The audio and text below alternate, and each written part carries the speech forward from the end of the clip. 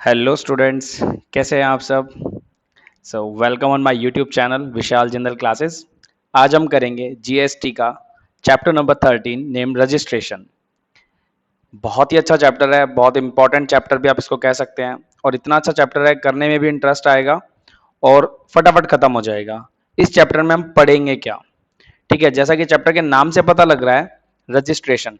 तो registration means कि जो जीएसटी का रजिस्ट्रेशन लेना होता है सप्लायर को, सप्लायर ही लेगा ना, कस्टमर थोड़ी रजिस्ट्रेशन कराएगा। तो सप्लायर को जो रजिस्ट्रेशन लेना होता है उसके लिए क्या प्रोसेस होती है, तो हम उस प्रोसेस को पढ़ेंगे, द जीएसटी रजिस्ट्रेशन। तो इसमें क्या क्या पढ़ा जाएगा, सबसे पहले वही इंट्रोडक्शन, देन किस किस को रजिस्ट्रेशन लेने की जरूरत है, यानी कि मैंडेटरी है ये भी कह सकते हैं, या कोई अपनी मर्जी से लेना चाहता है तो person liable for registration under GST. Third, person not liable for registration, कौन ऐसे पर्सन है, कौन ऐसे इंडिविजुअल्स हैं या कंपनीज हैं या फिर कोई सेलर है, सप्लायर है जो रजिस्ट्रेशन लेने के लिए लायबल नहीं है।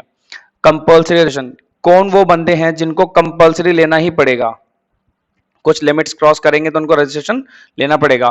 प्रोसीजर फॉर रजिस्ट्रेशन, रजिस्ट्रेशन लेने का प्रोसीजर क्या होता है। अमेंडमेंट ऑफ रजिस्ट्रेशन कैसे कर सकते हैं, या कैंसिलेशन करना और रजिस्ट्रेशन को तो कैसे करेंगे। और लास्ट रेवोकेशन और कैंसिलेशन ऑफ अमेंडमेंट। तो ये सब चीजें हम पढ़ेंगे इस चैप्टर में, ठीक है। तो बहुत अच्छा चैप्टर है और बहुत आराम आराम से हम अपने उसी स्पीड से पढ़ेंगे। चलिए स्टार्ट करते हैं। चलिए जरा इंट्रोडक्शन का पैराग्राफ रीड करते हैं फटाफट कि the registration aims at creating a special class of person to collect tax and operate the system properly. Under GST law, all persons or entities involving in buying or selling goods or providing services or both are required to register for GST.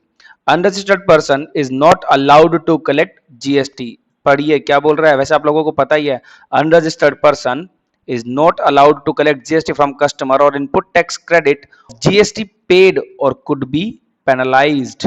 क्या कह रहा है, ये कहा है कि unregistered person is not allowed to collect GST from a customer, customer से GST collect नहीं कर सकता, और क्लेम इनपुट टैक्स क्रेडिट, और ना ही इनपुट टैक्स क्रेडिट को क्लेम कर सकता है ऑफ जीएसटी पेड और कुड बी पेनलाइज्ड। और अगर उसने ऐसा किया तो उसको पेनलाइज होना पड़ेगा, उसको कुछ ना कुछ पेनल्टी लग सकती है, ठीक है। Further, registration under GST is mandatory once an entity crosses the minimum threshold limit. Sir ये क्या कह गया इसमें, इसने ये कहा है कि जब भी कोई एंटिटी या कोई बिजनेस होल्डर या फिर कोई सप्लायर अपनी मैंडेटरी टर्नओवर की जो थ्रेशोल्ड लिमिट है वो जब क्रॉस कर जाएगा तो उसको जीएसटी नंबर लेना मैंडेटरी हो जाएगा। मैंडेटरी मींस कानूनी तौर पे जरूरी हो जाएगा, अगर नहीं लेगा तो उसको प्रॉब्लम आ सकती है, income tax, sorry income tax नहीं, एक्साइज कस्टम की रेट बढ़ सकती है उसके ऊपर, ठीक है। तो ये लिमिट क्या है, तो लिमिट्स कुछ हैं, अलग अलग स्टेट्स वाइज डिफरेंट डिपेंड है। 40 lakh, 20 lakh and 10 lakhs has to be registered under CGST या GST. In present lesson, procedure of registration and all other important provisions relating to registration have been discussed in detail. So come on the next page, page number 258। यहां पे क्या बता रहा है, देखिए यहां से जरा मेरे साथ साथ देखेंगे आप लोग। Okay, registration under C GST, GST के रजिस्ट्रेशन के लिए सीधा डायग्राम्स, डायग्राम्स बहुत अच्छी तरह से क्लियर हो जाता है सारा व्यू कि हमें बताना क्या चाह रहा है और हमें क्या समझना है, वो डायग्राम ही डायरेक्ट हमें बता देते हैं। तो हमें पहले डायग्राम को रीड करना है, देन उसके एक्सप्लेनेशन को पढ़ना है। Registration under GST, all persons involving in supply of goods and services और both are required to registered GST. वो सभी जो सप्लाई ऑफ गुड्स और सर्विसेज या बोथ दोनों करते हैं वो जीएसटी के रजिस्ट्रेशन के लिए उनको जरूरी होता है जीएसटी का रजिस्ट्रेशन लेना। Benefit of registering under GST, GST के अंदर रजिस्टर होने के बेनिफिट क्या है, नंबर 1 तो कलेक्शन ऑफ टैक्सेस, की वो टैक्स कलेक्ट कर सकते हैं, ठीक है। Next, take input tax credit, की वो इनपुट टैक्स क्रेडिट ले सकते हैं। और next, no restriction on inter state sale, inter state means one state to another state, वो इंटरस्टेट सेल्स भी बिना किसी रिस्ट्रिक्शन के कर सकते हो। तो 3 बेनिफिट्स रजिस्टर्ड अंडर जीएसटी, ठीक है। चलिए ये बातें वैसे आपको पता थी, बहुत नॉर्मल सी बातें थी, कुछ भी ना नहीं था इसके अंदर। और नीचे जो दे रखा है कि benefits of registering under GST, ये आप खुद पढ़ लेना, इसके अंदर कुछ भी नहीं है कि जो मैं पढ़ाऊं या आप लोगों को ना पता हो। I think it is so easy, no कुछ नई चीज इसके अंदर। यहाँ क्या कह रहा है, person liable for registration under GST section 22, this is the important, some important not more important, थोड़ा सा इंपॉर्टेंट है कि कौन लायबल है रजिस्ट्रेशन के लिए जीएसटी सेक्शन 22 में। ठीक है, तो person liable for registration, 4 types of person are to be liable. Number 1 normal supplier, number 2 person migrating from existing law, पहले किसी और लॉ में था, लाइक जब जीएसटी आया तो जीएसटी से पहले कौन से थे, जीएसटी से पहले हमारा वैट था, सर्विस टैक्स था, सीएसटी था, एक्साइज था, तो इन सबसे माइग्रेट होके वो जीएसटी में आया, that is called migrating, transfer from one laws to another law. Okay, next फिर ट्रांसफरी एंड ट्रांसफरी, इन्होंने दोनों ही सेम लिख दिए हैं, अच्छा दोनों अलग अलग है। ओके, एक in the case of business का transfer, in the case of demerger. ठीक है, चलिए जरा इसको नीचे फिर पढ़ते हैं हम, थोड़ा सा और डाउन में आइए मेरे साथ। ठीक है, तो नॉर्मल सप्लायर को कब जरूरत है रजिस्ट्रेशन लेने की, when crossing specific limit, specified limit वो 10 लाख भी हो सकती है, 20 लाख भी और 40 लाख भी, तो ये कब कब होंगी वो हम नेक्स्ट पेज पे टेबल आ रही है वहां पे पढ़ेंगे। फिर person migrating from existing to from existing law, hold license under existing indirect tax law, उसके पास में ऑलरेडी जो एग्जिस्टिंग इनडायरेक्ट टैक्सेस थे, यानी कि जो पहले इसमें वैट में सीएसटी में रजिस्टर्ड था, उसके पास उसका लाइसेंस होगा, तो उसके लिए कोई लिमिट नहीं है, वो उसको भी रजिस्ट्रेशन लेना पड़ेगा क्योंकि ऑलरेडी वो रजिस्टर्ड था। जब वो लायबल टैक्स पे करने के, सॉरी टैक्स कलेक्ट करने के लायबल था, जीएसटी रिटर्न भरने के लायबल था, सॉरी जीएसटी तो भरेगा ना अभी, जब वो वैट की रिटर्न भर रहा था, इनडायरेक्ट टैक्स पे कर रहा था, तो सर उसको अभी भी जीएसटी में रजिस्ट्रेशन लेना पड़ेगा। और transfer in the case of transfer of business, अगर किसी ने बिजनेस ट्रांसफर किया है तो उसमें भी नो लिमिट, क्योंकि एग्जिस्टिंग बिजनेस जिस रेट से चल रहा था वही रेट यहाँ पे लगेगा, वही रूल्स रेगुलेशंस लगेंगे। इन case of amalgamation and demerger, amalgamation demerger आप लोगों को पता होगा, अमालगमेशन का मतलब क्या होता है, when 2 or more companies are mix up and create a new company, A limited plus B limited is equal to C limited, is called amalgamation. और डीमर्जर जब दो कंपनियां मिली हुई थी और वो अलग अलग हो गई, लाइक हीरो होंडा पहले एक थी, अब हीरो होंडा अलग अलग, हीरो अलग और होंडा अलग, तो ये डीमर्जर हो गया। तो इसमें भी नो लिमिट, क्योंकि उनके सब rules and regulations already set थे, तो उन्हीं के अकॉर्डिंग जो था उनका वही सिस्टम चलेगा, नो चेंजेस इन दैट। ठीक है, चलिए तो ये बात समझ में आई किन किन को लेने की आवश्यकता है। नंबर 1 तो normal supplier, then person migrating from existing law, transferee जिसने बिजनेस को ट्रांसफर किया है, और ट्रांसफरी वो जो अमालगमेशन है डीमर्जर में गए। तो ये दोनों केस एक तरह से सेम ही इंटरलिंक करते हैं आपस में, सो डोंट बी वरीड। चलिए नेक्स्ट पेज पे चलते हैं फटाफट। चलिए page number 259, first normal supplier crossing the specific limit, supplier को कब, जब वो अपनी स्पेसिफिक लिमिट को क्रॉस कर देगा तो उसको वहां पे रजिस्ट्रेशन लेना पड़ेगा। तो सर यहाँ पे दो केस बताएं, in the case of supply of goods exclusively only good supply कर रहा है, और in the case of supply of services and goods are both. देखिए यहाँ पे क्या फर्क है, खाली उन्होंने ये कहा था कि गुड्स एंड सर्विसेज दोनों सप्लाई कर रहा है। ठीक है जी, यस।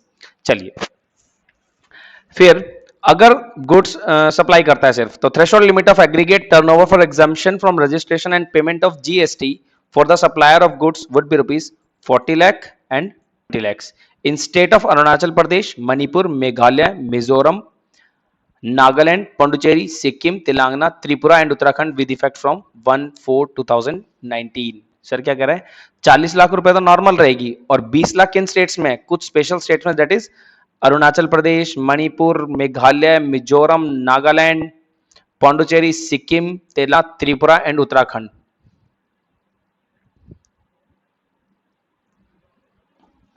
तो ये स्पेशल स्टेट्स हैं। ठीक है, 8 स्पेशल स्टेट्स, आई थिंक 8 ही हैं, yes. Arunachal Pradesh 1 2 3 4 5 6 7 8 9 special states हैं। तो इन 9 स्पेशल स्टेट्स में लिमिट रहेगी 20 लाख रुपीस की, अगर आप गुड्स की सप्लाई करते हैं ओनली, तो 20 लाख रुपए जैसी आपकी वो जाएगी, सेल्स जाएगी, आपकी रजिस्ट्रेशन लेना जरूरी है ओनली गुड्स के केस में। और जब आप इनके अलावा, इन 9 स्टेट्स के अलावा आप किसी और स्टेट में हो, लाइक इनमें जैसे पंजाब नहीं है, हरियाणा नहीं है, ठीक है, दिल्ली नहीं है, तो इन स्टेट्स में अगर आप गुड्स की सेलिंग, आपको 40 लाख की लिमिट मिलेगी। क्लियर है, यस। ओके, नेक्स्ट पे आते हैं। नेक्स्ट में क्या कह रहा है, इन case of supply of services plus goods, जहां पे वो,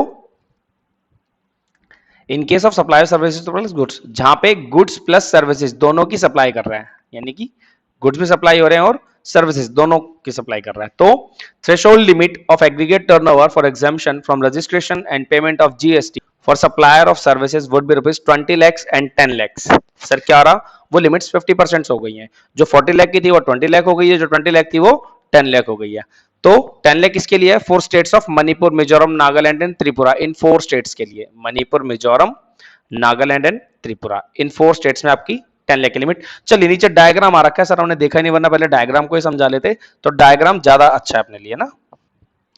चलिए, तो ये क्या बताएगा हमें, threshold limit for registration of basic basis of nature of supply, nature of supply के बेस पे वो हमें थ्रेशोल्ड लिमिट बताएगा।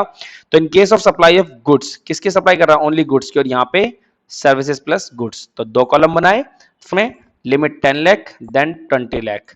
10 लाख किन में, 10 लाख इन 4 स्टेट्स में, स्पेशल कैटेगरी स्टेट्स इनको बोलते हैं, और 20 लाख की लिमिट है जब आप पांडुचेरी, तेलंगाना, नागालैंड, असम, मेघालय, सिक्किम, अरुणाचल प्रदेश, और 40 lakhs in other states.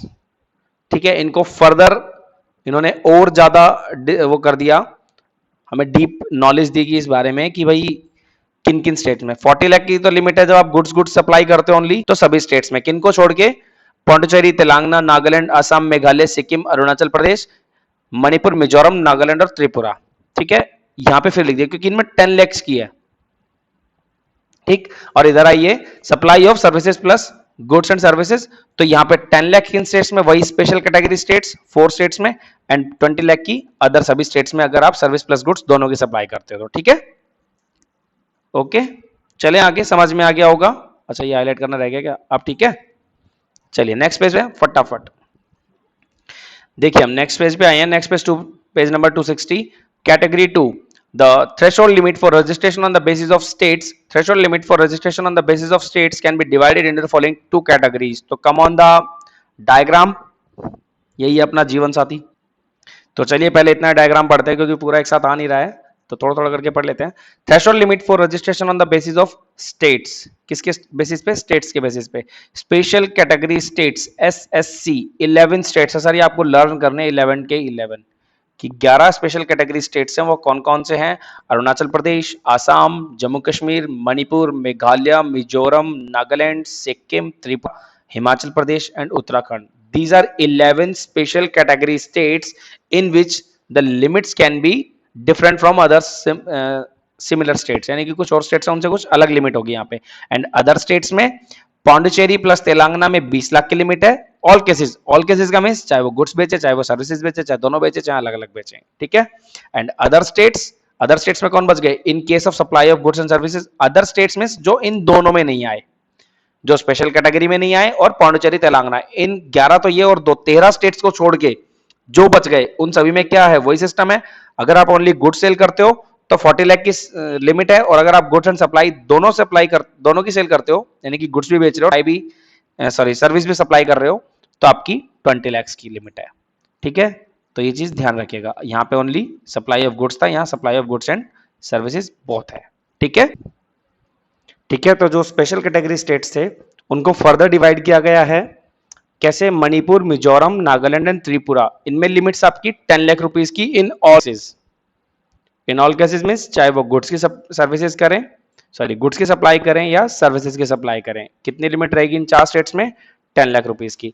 And other special category states, उनको फर्दर डिवाइड कर दिया कि अरुणाचल प्रदेश, मेघालय, सिक्किम, उत्तराखंड, इनमें 20 लाख की लिमिट रहेगी इन ऑल केसेस मींस चाहे आप गुड सप्लाई करो, चाहे आप सर्विसेज सप्लाई करो। लेकिन फर्दर 3 कैटेगरी स्टेट्स जो बच गए, टोटल कितने थे, 11 थे ना, 4 यहां आ गए, 4 का ये बता दिया, बच गए 3, जम्मू कश्मीर, असम और Himachal Pradesh.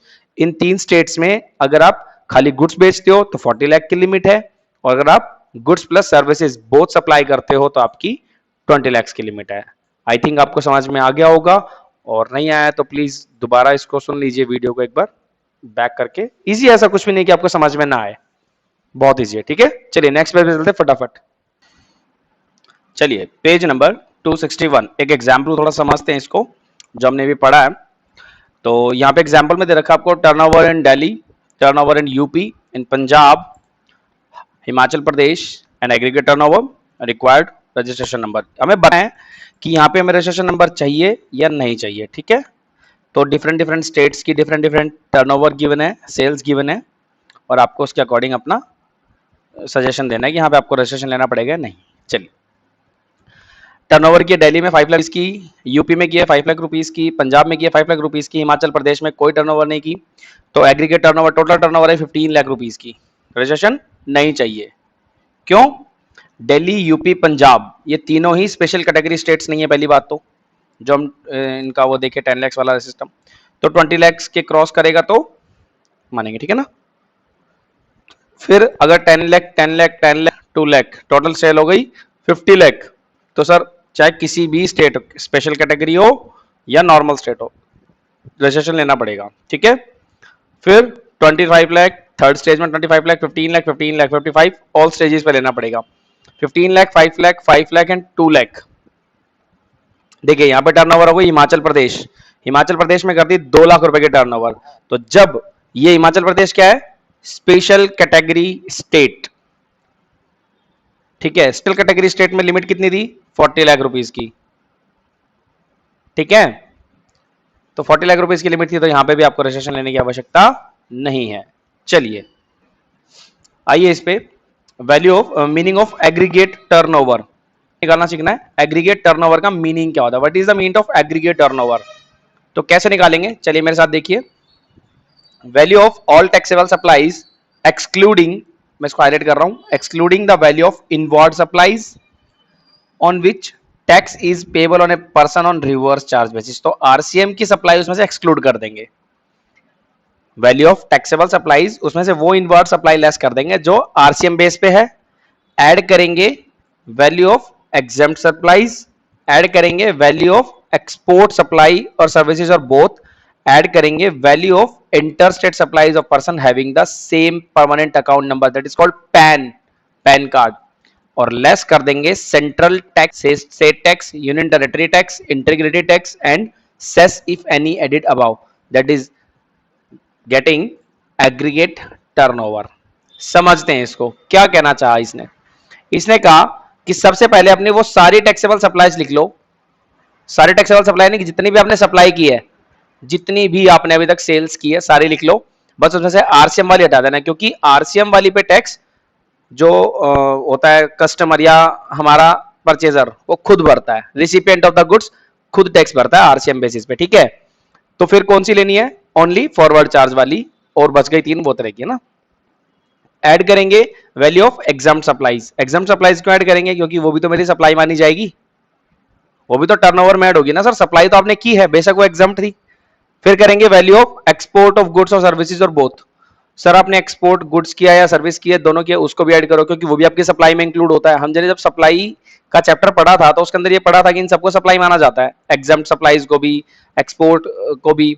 And value of interstate supplies of person having the same PAN, inter अगर आपने कोई भी सप्लाई की है सेम पेन पे, सेम पेन मींस जिसको हम ट्रांसफरिंग बोल सकते हैं, ट्रांसफर बोल सकते हैं ना, अपने स्टॉक ट्रांसफर किया हमने एक यूनिट से दूसरे यूनिट पे, तो वो भी इसमें आएगा, वो वहां जाके उसका क्रेडिट मिल जाएगा, लेकिन एक बार यहाँ पे सप्लाई में दिखाना पड़ेगा, क्योंकि अगर आप अपने एक गोडाउन से दूसरे स्टेट में माल आप ट्रांसफर करते हो, इंटर स्टेट, इसने इंट्रा स्टेट नहीं कहा, इंटर स्टेट अगर आप ट्रांसफर कर रहे हो सर आपका वो भी यहाँ पे सप्लाई माना जाएगा, और लेस कर दोगे जो भी आपने इनके ऊपर टैक्स पे किया है, तो आपके पास आपकी एग्रीगेट टर्नओवर कैलकुलेट होके आ जाएगी।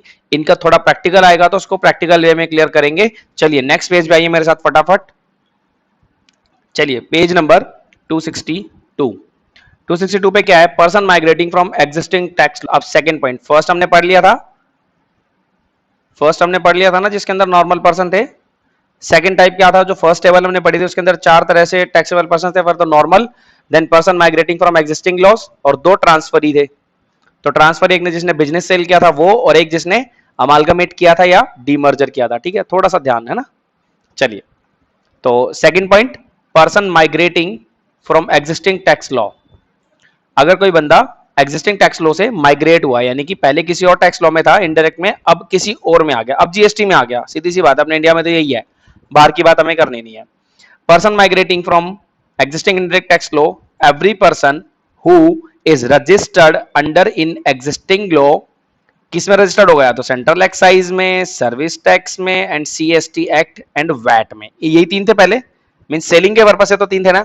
Shell be liable to registered, sir वो रजिस्टर्ड हो जाएगा, लाइबल हो जाएगा रजिस्टर्ड होने के, किसमें, under GST with effect from the appointed day, उसको डे अपॉइंट किया जाएगा, उस दिन से उसको जीएसटी में आना पड़ेगा। किस दिन से, और वो डे कौन सा होगा, जरा दिमाग लगाइए, वो डे वही होगा जिस दिन से ये टैक्स लगने बंद हो जाएंगे तीनों और ये लगना चालू हो जाएगा। ठीक है, चलिए थोड़ा सा नीचे मूव करते हैं। फिर आता है थर्ड पे, देखिए 2 पॉइंट क्लियर हो गए हैं। थर्ड पॉइंट आता है इन the case of transferee, in the case of transfer of business. Sir transferee है जिसने अपने बिजनेस को ट्रांसफर किया है। According section 22(3) where a business carried on by a taxable person registered under CGST Act is transferred, whether on account of succession or otherwise, to another person is going concern, the transferee or the successor, successor कौन होता है, जो business को transfer कर रहा है, as the case may be, shall be liable to be registered with effect from the date of the such transfer of the succession। तो क्या कह रहा है, जरा टेबल चाहिए, फटाफट समझ में आएगा। इतना बड़ा हमने पैराग्राफ पढ़ा, कुछ भी समझ में नहीं आया, बट टेबल इसको 1 मिनट में क्लियर करेगा। In the case of transfer of business, अगर आप बिजनेस ट्रांसफर कर रहे हो तो person liable to be registered, क्या रजिस्टर्ड होगा, ट्रांसफरी और सक्सेसर। सर रजिस्टर्ड किसको होना पड़ेगा, जो ट्रांसफर कर रहा है, जो ट्रांसफरी है, ट्रांसफरर और ट्रांसफरी। ट्रांसफरर जो ट्रांसफर कर रहा है, ट्रांसफरी जिसके नाम ट्रांसफर हो रहा है, और सक्सेसर जो उस बिजनेस को आगे ले जाएगा। ठीक है, ये वो नहीं है जो बिजनेस बेच रहा है, जिसके हाथ में बिजनेस हैंड ओवर हो रहा है, वो या तो ट्रांसफर ही कहलाएगा। ट्रांसफर मींस जिसके पास बिजनेस गया, ट्रांसफर करने वाला ट्रांसफरर, ट्रांसफर जिसके पास हो रहा ट्रांसफरी, या उसको हम बोल सकते हैं सक्सेसर, जो बिजनेस को आगे सक्सेशन करेगा, सक्सेसर बिजनेस को आगे ले जाने वाला। और कब से, with effect from the date of such transfer और सक्सेशन। दोबारा पढ़ते हैं, in the case of transfer of business, business का ट्रांसफर किया, उस केस में क्या होगा, person liable to be registered, कौन लायबल होगा रजिस्टर्ड के, या तो ट्रांसफरी जिसके नाम ट्रांसफर हुआ है बिजनेस, या फिर सक्सेसर। और किस डेट से ये ट्रांसफर माना जाएगा, विद द इफेक्ट, मतलब रजिस्टर्ड, सॉरी ट्रांसफर नहीं, registration. Person liable to be registered कब से माना जाएगा, जिस डेट को सच ट्रांसफर, वो ट्रांसफर हुआ है या सक्सेसर हुआ है। ठीक है, चलिए फोर्थ पॉइंट पे आइए। फोर्थ पॉइंट में कह रहा है, transferee in the case of amalgamation और डीमर्जर। अमालगमेशन और डीमर्जर के केस में, अगर उसमें भी तो ट्रांसफर ही हो सकता है ना। अमालगमेशन मींस जिसके नाम ट्रांसफर हुई है कंपनी, और डीमर्जर मींस जो दोनों में अलग अलग हुए हैं, पहले दोनों एक थे, अब वो अलग अलग हो गए। अकॉर्डिंग टू सेक्शन 22, यार ये सेक्शन वाली बात ना घुसती है, तो चलो फिर भी पढ़ लेते हैं एक बार। According to section 22 sub section 4, in case of transfer pursuant to sanction of a scheme or an arrangement for amalgamation, or as the case may be, demerger of 2 or more companies pursuant to an order of a high court, tribunal or otherwise, the transferee shall be liable to be registered। तो sir कौन liable होता है registered के लिए, transferee जिसके नाम transfer हुआ है, with effect from the date on which the registrar of the companies issue a certificate of incorporation giving effect to such order of the high court or tribunal. ये paragraph आपके काम का और आपको एज इट इज लर्न होना चाहिए, पता होना चाहिए इसके बारे में। क्या कह रहा है, the transferee shall be liable to be registered with effect from the date on which the registrar of the companies issued a certificate of incorporation giving effect to such order of the high court or tribunal। जिस दिन उसको high court या tribunal ने order दे दिया incorporation के, या certificate of incorporation issue कर दिया, उस दिन से वो रजिस्टर्ड, उसको मतलब लायबिलिटी आ जाएगी रजिस्ट्रेशन की। ठीक है, चलिए क्योंकि हम चैप्टर रजिस्ट्रेशन पढ़ रहे हैं, दैट्स व्हाई लायबिलिटी भी रजिस्ट्रेशन की अराइज होगी। चलिए मेरे साथ नेक्स्ट पेज पे आइए। तो नेक्स्ट पेज पे है सर रजिस्ट्रेशन, वही बात उसने कही यहाँ पे कि इन केस ऑफ अमालगमेशन और डीमर्जर ट्रांसफर परसुएंट टू, किसको ट्रांसफर किया आपने, सैंक्शन और scheme of amalgamation, arrangement for amalgamation किया, या फिर आपने डीमर्जर किया है। और पर्सन कौन लायबल होगा सर, यहाँ पे ट्रांसफर ही लायबल होगा रजिस्ट्रेशन के लिए, from the date on which the ROC issues a certificate of incorporation giving effect to the such order. Full form of ROC, registrar of companies. चलिए आगे चलते हैं। Person not liable for registration, कौन registration के लिए liable नहीं होगा। देखिए अभी तक तो हमने क्या पढ़ा, जो रजिस्ट्रेशन के लिए लायबल होगा, लेकिन ये भी तो पढ़ लेते हैं। Person not liable for registration according to section 23 subsection 1, provides that certain categories of person not liable for registration as the case as they are engaged in supplying non taxable goods or services under CGST Act. Sir इसने एक ही बात कही है, आपको यही याद रखनी, क्योंकि पूरा पैराग्राफ थोड़ी याद रखना है, बाकी तो आप अपने पास से लिख सकते हो, बस आपको जो याद रखना है क्या लिख रखा है, the person not liable for registration as they are engaged in supplying of non taxable goods or services under CGST Act. जो सन नॉन टैक्सेबल गुड्स की सप्लाई करते हैं या नॉन टैक्सेबल सर्विसेज की सप्लाई करते हैं अंडर द सीजीएसटी एक्ट. ठीक है, चलिए इसको डायग्राम से पढ़ते हैं, जल्दी समझ में आएगा. ठीक है, इसके नीचे जस्ट डायग्राम है, आइए ये डायग्राम आपके आगे आ गया. चलिए डायग्राम पढ़ते हैं. ओके, पर्सन नॉट लायबल, क्या पढ़ रहे हैं, कौन लायबल नहीं होगा रजिस्ट्रेशन के लिए. हाइलाइटर भी सही नहीं चल रहा आज तो. यस, अब सही है. तो इसको फर्दर टू पार्ट्स में डिवाइड किया. Aggregate turnover doesn't exceed 40 20 10 lakh rupees. Sir एक तो वो सिंपल सा केस है जब आपकी aggregate turnover does not exceeds 40 20 10, या तो 40 लाख 20 लाख 10 लाख के अकॉर्डिंग आपकी टर्नओवर एक्सीड नहीं हो रही, तो सर आप रजिस्ट्रेशन करवाने के लायबल नहीं हो. यानी कि आपको जरूरी नहीं रजिस्ट्रेशन लेना, अब अपनी मर्जी से, जिसको वॉलंटरी बोलते हैं, आप ले सकते हो, बट आपके लिए मैंडेटरी नहीं है, लायबिलिटी नहीं है आपके रजिस्ट्रेशन की. और एक aggregate turnover exceeds 40 20 10 lakh rupees, एक वो केस जिसमें आपकी एग्रीगेट टर्नओवर 40 10 20 10 एक्सीड कर रही है, फिर भी आप रजिस्ट्रेशन नहीं ले सकते. समझने की कोशिश कीजिए. दो पार्ट बनाए इन्होंने, दोनों पार्ट्स में क्या बताया गया है. एक तो वो जिसमें आपकी एग्रीगेट टर्नओवर यानी कि किसी तरह की लायबिलिटी अराइज ही नहीं होगी. क्यों नहीं होगी, क्योंकि आपकी टर्नओवर 40 20 10 ना 40 लाख के क्रॉस कर रहे हैं, ना 20 लाख को, ना 10 लाख को. तो सर जब आप स्पेशल कैटेगरी स्टेट्स में भी अपने लिमिट्स को क्रॉस नहीं कर रहे, सेल्स की थ्रेशोल्ड लिमिट, और नॉर्मल स्टेट्स में भी नहीं कर रहे, सर आपको रजिस्ट्रेशन लेना ही क्यों है. लेकिन वो केस जहां पे आपकी टर्नओवर एक्सीड कर रही है अपनी स्पेसिफाइड लिमिट, थ्रेशोल्ड लिमिट, और फिर भी आपको रजिस्ट्रेशन नहीं लेने की लायबिलिटी है, यानी कि आपकी लायबिलिटी रजिस्ट्रेशन के अराइज ही नहीं हो रही, तो सर फिर पॉइंट ये है ना, पढ़ने वाला तो यही पॉइंट है. तो ऐसा कौन सा पॉइंट है, even then person not liable for registration under section 23. थोड़ा इसको स्क्रॉल डाउन कर लेता हूं मैं एक बार.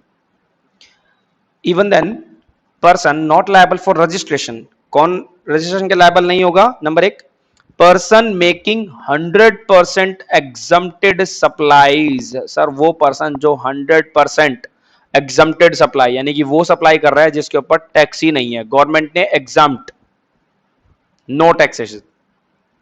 Supplies not taxable to tax, supplies wholly exempt from tax. या तो सप्लाईज पे कोई टैक्स ही नहीं है, या सप्लाई फुल्ली एग्जम्प्ट है, होली एग्जम्प्ट है. Sir not liable to tax का मतलब वो सप्लाई टैक्सेबल है ही नहीं, और एक कि वो टैक्सेबल तो थी लेकिन उसको एग्जम्प्ट कर रखा, उस पर टैक्स का कोई रेट ले नहीं रहे, मतलब एग्जम्पशन दे रखा. दोनों का मीनिंग एक ही है वैसे इस बात में ना. एक agriculturist, next sorry, not liable में 2 पार्ट्स करे थे, सॉरी 3 पार्ट है. फर्स्ट तो क्या है, जिसमें 100% एग्जम्प्टेड सप्लाई प्रोवाइड कर रहे हैं. Second, agriculturist, supply of the produce out of cultivation of land. अगर आप कल्टीवेशन ऑफ लैंड से कोई सप्लाई प्रोड्यूस करते हो, यानी कि आपने कल्टीवेशन ऑफ लैंड से कुछ प्रोड्यूस किया और उसकी सप्लाई करते हो, सर वो आपका एग्रीकल्चरिस्ट में आता है, और वो आपका रजिस्ट्रेशन आपको नहीं लेना, चाहे उसमें आप 50 लाख की सेल कर दो, कोई भी टेंशन नहीं है. ठीक है. और एक specified categories of person under section 23(2). Section 23(2) में स्पेसिफाइड कैटेगरीज ऑफ पर्संस, कुछ कैटेगरीज गिवन है, क्या है वो हम नेक्स्ट पेज पे आएंगे तो पढ़ेंगे. नीचे आ जाइए जरा, लिखा हुआ है पर्संस मेकिंग एग्जम्प्टेड सप्लाई, इनकी वही एक्सप्लेनेशन. एक्सप्लेनेशन में क्या लिखेगा, वही लिखा होगा कि जो बंदे Holi exempt from CGST act, मतलब जो exclusive in the business supplies of goods or services or both that are not liable to tax or wholly exempt from tax under GST Act under the IGST shall not be liable for registration. वो person, वो supplier जो fully exempt supply provide कर रहा है या ऐसे supply provide कर रहा है जिसके ऊपर टैक्स का कोई रेट ही नहीं है, जो टैक्सेबल ही नहीं है, तो सर वहां पे आपको रजिस्ट्रेशन कराने की जरूरत भी नहीं है, क्योंकि रजिस्ट्रेशन करा के आप करते क्या हो, रिटर्न ही तो भरते हो, गवर्नमेंट को यही तो बताते हो कि सर मैंने कितनी सेल करी है. जब गवर्नमेंट ने वो सप्लाई ही कर रखी है, उसके ऊपर टैक्स ही नहीं ले रही, तो बताना भी किस लिए. ठीक है, चलिए पेज नंबर 264. ठीक है, फिर आता है एग्रीकल्चरिस्ट. एग्रीकल्चरिस्ट क्या कर रहा है, agriculturist is to the extent of supply of produce, one produce out of cultivation of land shall not be registration. Sir उसको रजिस्ट्रेशन लेने की कोई जरूरत नहीं है। जो एग्रीकल्चरिस्ट है, जो एग्रीकल्चर प्रोड्यूस करता है कल्टीवेशन से, लैंड से, कल्टीवेशन ऑफ लैंड सॉरी, जमीन को बहाने से, जो किसान मजदूर हम बोल सकते हैं उसको। Specific the categories of person, ये पढ़ना है ना, ये चीज अच्छी है। द गवर्नमेंट में on the recommendation of the council by notification specify the category of the persons who may exempted from obtaining registration under this act. तो यहां पे इन्होंने ये बात क्या कि हमारा मुंह बंद करा दिया, हमारा मुंह मीन्स गवर्नमेंट ने अपना पीछा छुटवा लिया कि द गवर्नमेंट में on the recommendation of the council by notification specify the categories of person who may be exempted from obtaining registration under this act। Sir कुछ स्पेसिफाई कर देगी कैटेगरी ऑफ द पर्सन जो कि exempt होंगे इस act में registration लेने के लिए, तो वो गवर्नमेंट के हाथ में डिपेंड करता है। सो डोंट बी पैनिक, आपको उसके बारे में सोचने की आवश्यकता नहीं है, वो आपको सब गिवन होगा, आपको बताया जाएगा पर्टिकुलरली कि सर ये पर्सन्स हैं जिनको रजिस्ट्रेशन लेने की आवश्यकता नहीं है। ठीक है, चलिए अगले पॉइंट पे आते हैं जो कि बड़ा इंटरेस्टिंग सा पॉइंट है, टाइप्स ऑफ रजिस्ट्रेशन। रजिस्ट्रेशन कैसे कैसे रजिस्ट्रेशन होते हैं, रजिस्ट्रेशन की टाइप क्या है। तो टाइप्स ऑफ रजिस्ट्रेशन डायग्राम पे आएंगे।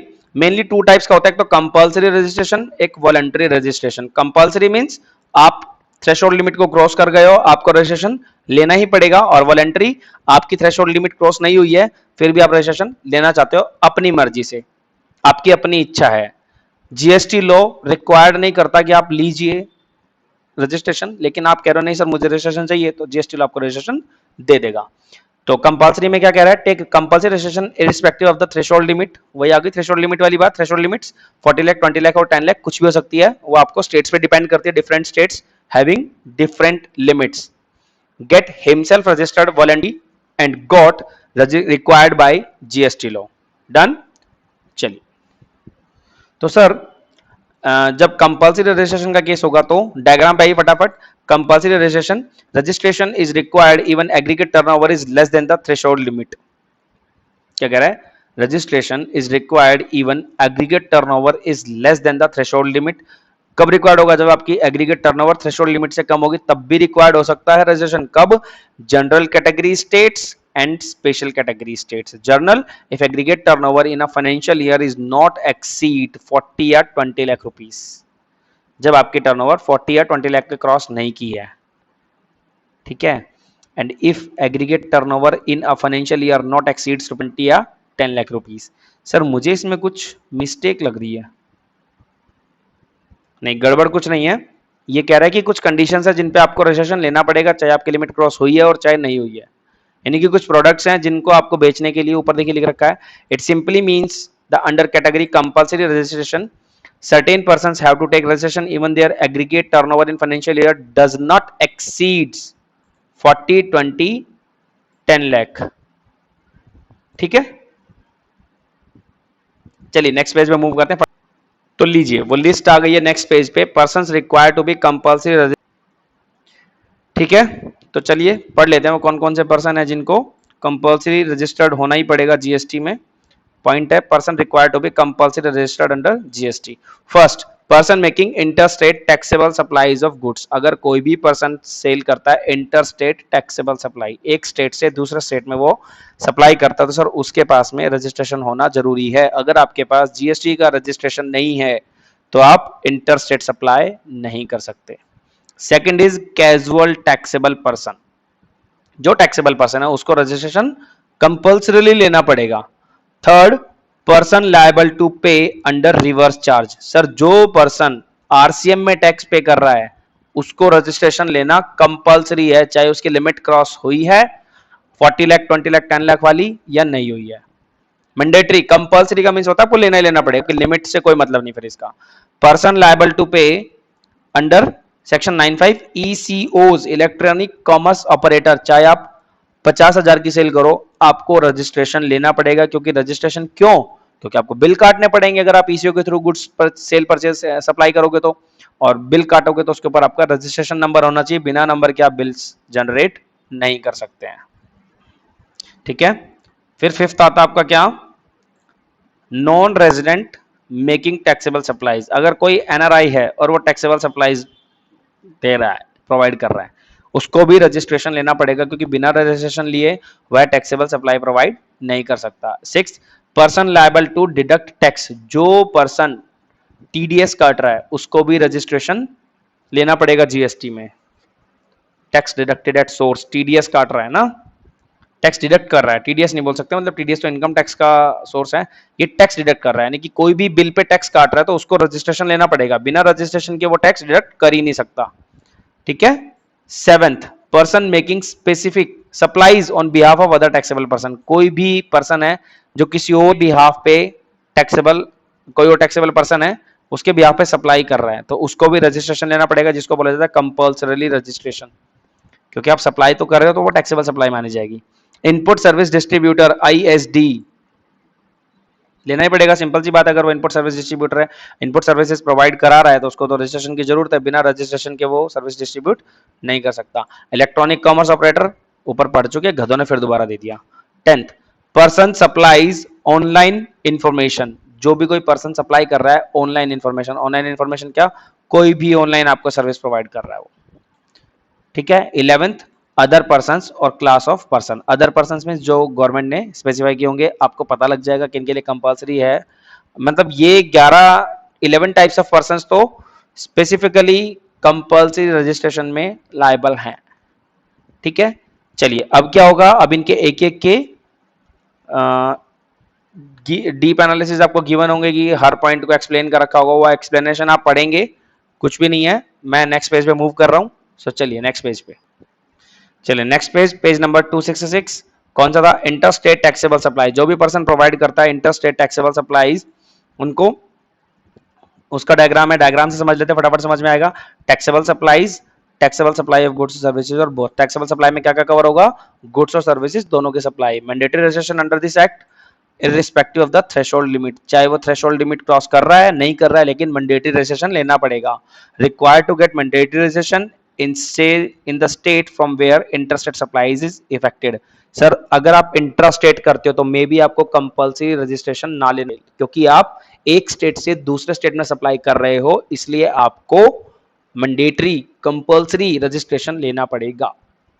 Last, exemption to service providers, exemption to service provider, कोई सर्विस प्रोवाइडर है उसके लिए exemption, allowed to undertake inter state sales of up to ₹20 lakh without obtaining GST registration. Sir allow होता है undertake करना inter state sales up to ₹20 lakh, क्या, services, क्योंकि services आपकी विद इन स्टेट्स बहुत कम सप्लाई होती है, हो सकता है आपको सर्विसेज के लिए एक स्टेट से दूसरे स्टेट में जाना पड़े, तो यहाँ पे आपको 20 लाख तक की हो सकती है, विदाउट मतलब 20 लाख रुपए तक की सप्लाई सर्विसेज आप बिना रजिस्ट्रेशन के कर सकते हैं। ठीक है, आपको लाभ होता है। ओके चलिए नेक्स्ट पॉइंट पे आइए, कैजुअल पर्सन, देखिए ये कैजुअल पर्सन वाला टॉपिक है, तो नेक्स्ट पॉइंट है कैजुअल पर्सन, सेक्शन 24(2), तो नीचे डायग्राम पे आइए, कैजुअल पर्सन में क्या कह रहा है, a person who occasionally undertakes transaction in a state और union territory where has no fix place of business, जिसका कोई फिक्स प्लेस ऑफ बिजनेस नहीं है, ओकेजनली अंडरटेक करता है ट्रांजैक्शन को, यानी कि कभी कभी कोई ट्रांजैक्शन हो जाती है। ठीक है,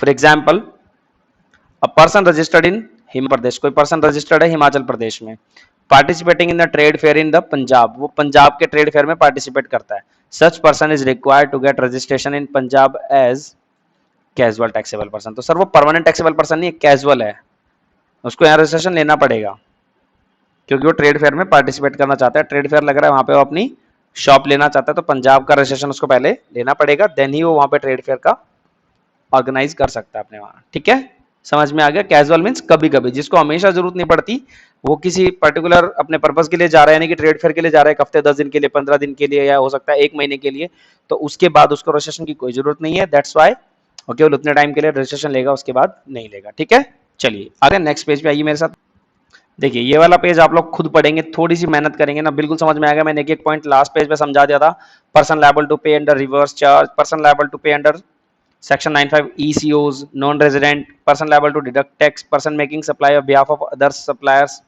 input service distributor, person other than who are liable to pay under Section 95 कौन सा था, ECOs का ही था। ठीक है, फिर ECO, person supplying online information and other person or class of employees, जो कि गवर्नमेंट की रिकमेंडेशन पे डिपेंड करेगा, कि जब गवर्नमेंट रिकमेंड करेगी तब मैं उन पर्सन्स को यहाँ उनका नाम ऐड कर देंगे भाई सर कौन कौन पर्सन होंगे to be registered under CGST, इनको सीजीएसटी में आने की जरूरत होगी। ओहो ओहो गलती हो गई भाई, ये तो सो सॉरी, ये वाला नहीं था, ये था government on the recommendation of the council is required to be registered under CGST act. ठीक है, ऊपर भी था ना सेम, तो दैट्स व्हाई वो बाय मिस्टेक हो गया सर। फिर देखो रजिस्ट्रेशन दो तरीके का था, एक कंपल्सरी एक वॉलंटरी। कंपल्सरी कि आप जब थ्रेशोल्ड लिमिट को क्रॉस नहीं करेंगे तब भी आपको रजिस्ट्रेशन लेना पड़ेगा। वो 11 आपने पॉइंट्स अच्छे से पढ़े हैं तो उन्हें पता लगेगा 11 कौन कौन से पर्सन्स थे जिनको थ्रेशोल्ड लिमिट क्रॉस ना करते हुए भी रजिस्ट्रेशन लेना पड़ रहा था। अब वॉलंटरी, वॉलंटरी का मतलब क्या होता है कि आपकी लिमिट क्रॉस नहीं हो रही यहाँ पे भी, लेकिन आप अपनी मर्जी से ले रहे हो। अब आपकी गवर्नमेंट का कोई दबाव नहीं है आपके ऊपर कि आप रजिस्ट्रेशन लो, लेकिन आप अपनी मर्जी से रजिस्ट्रेशन ले रहे हो, तो इसको वॉलंटरी रजिस्ट्रेशन बोला जाता है। तो नेक्स्ट पेज पे आइए, वहां पे इसका डायग्राम है, वहां से पढ़।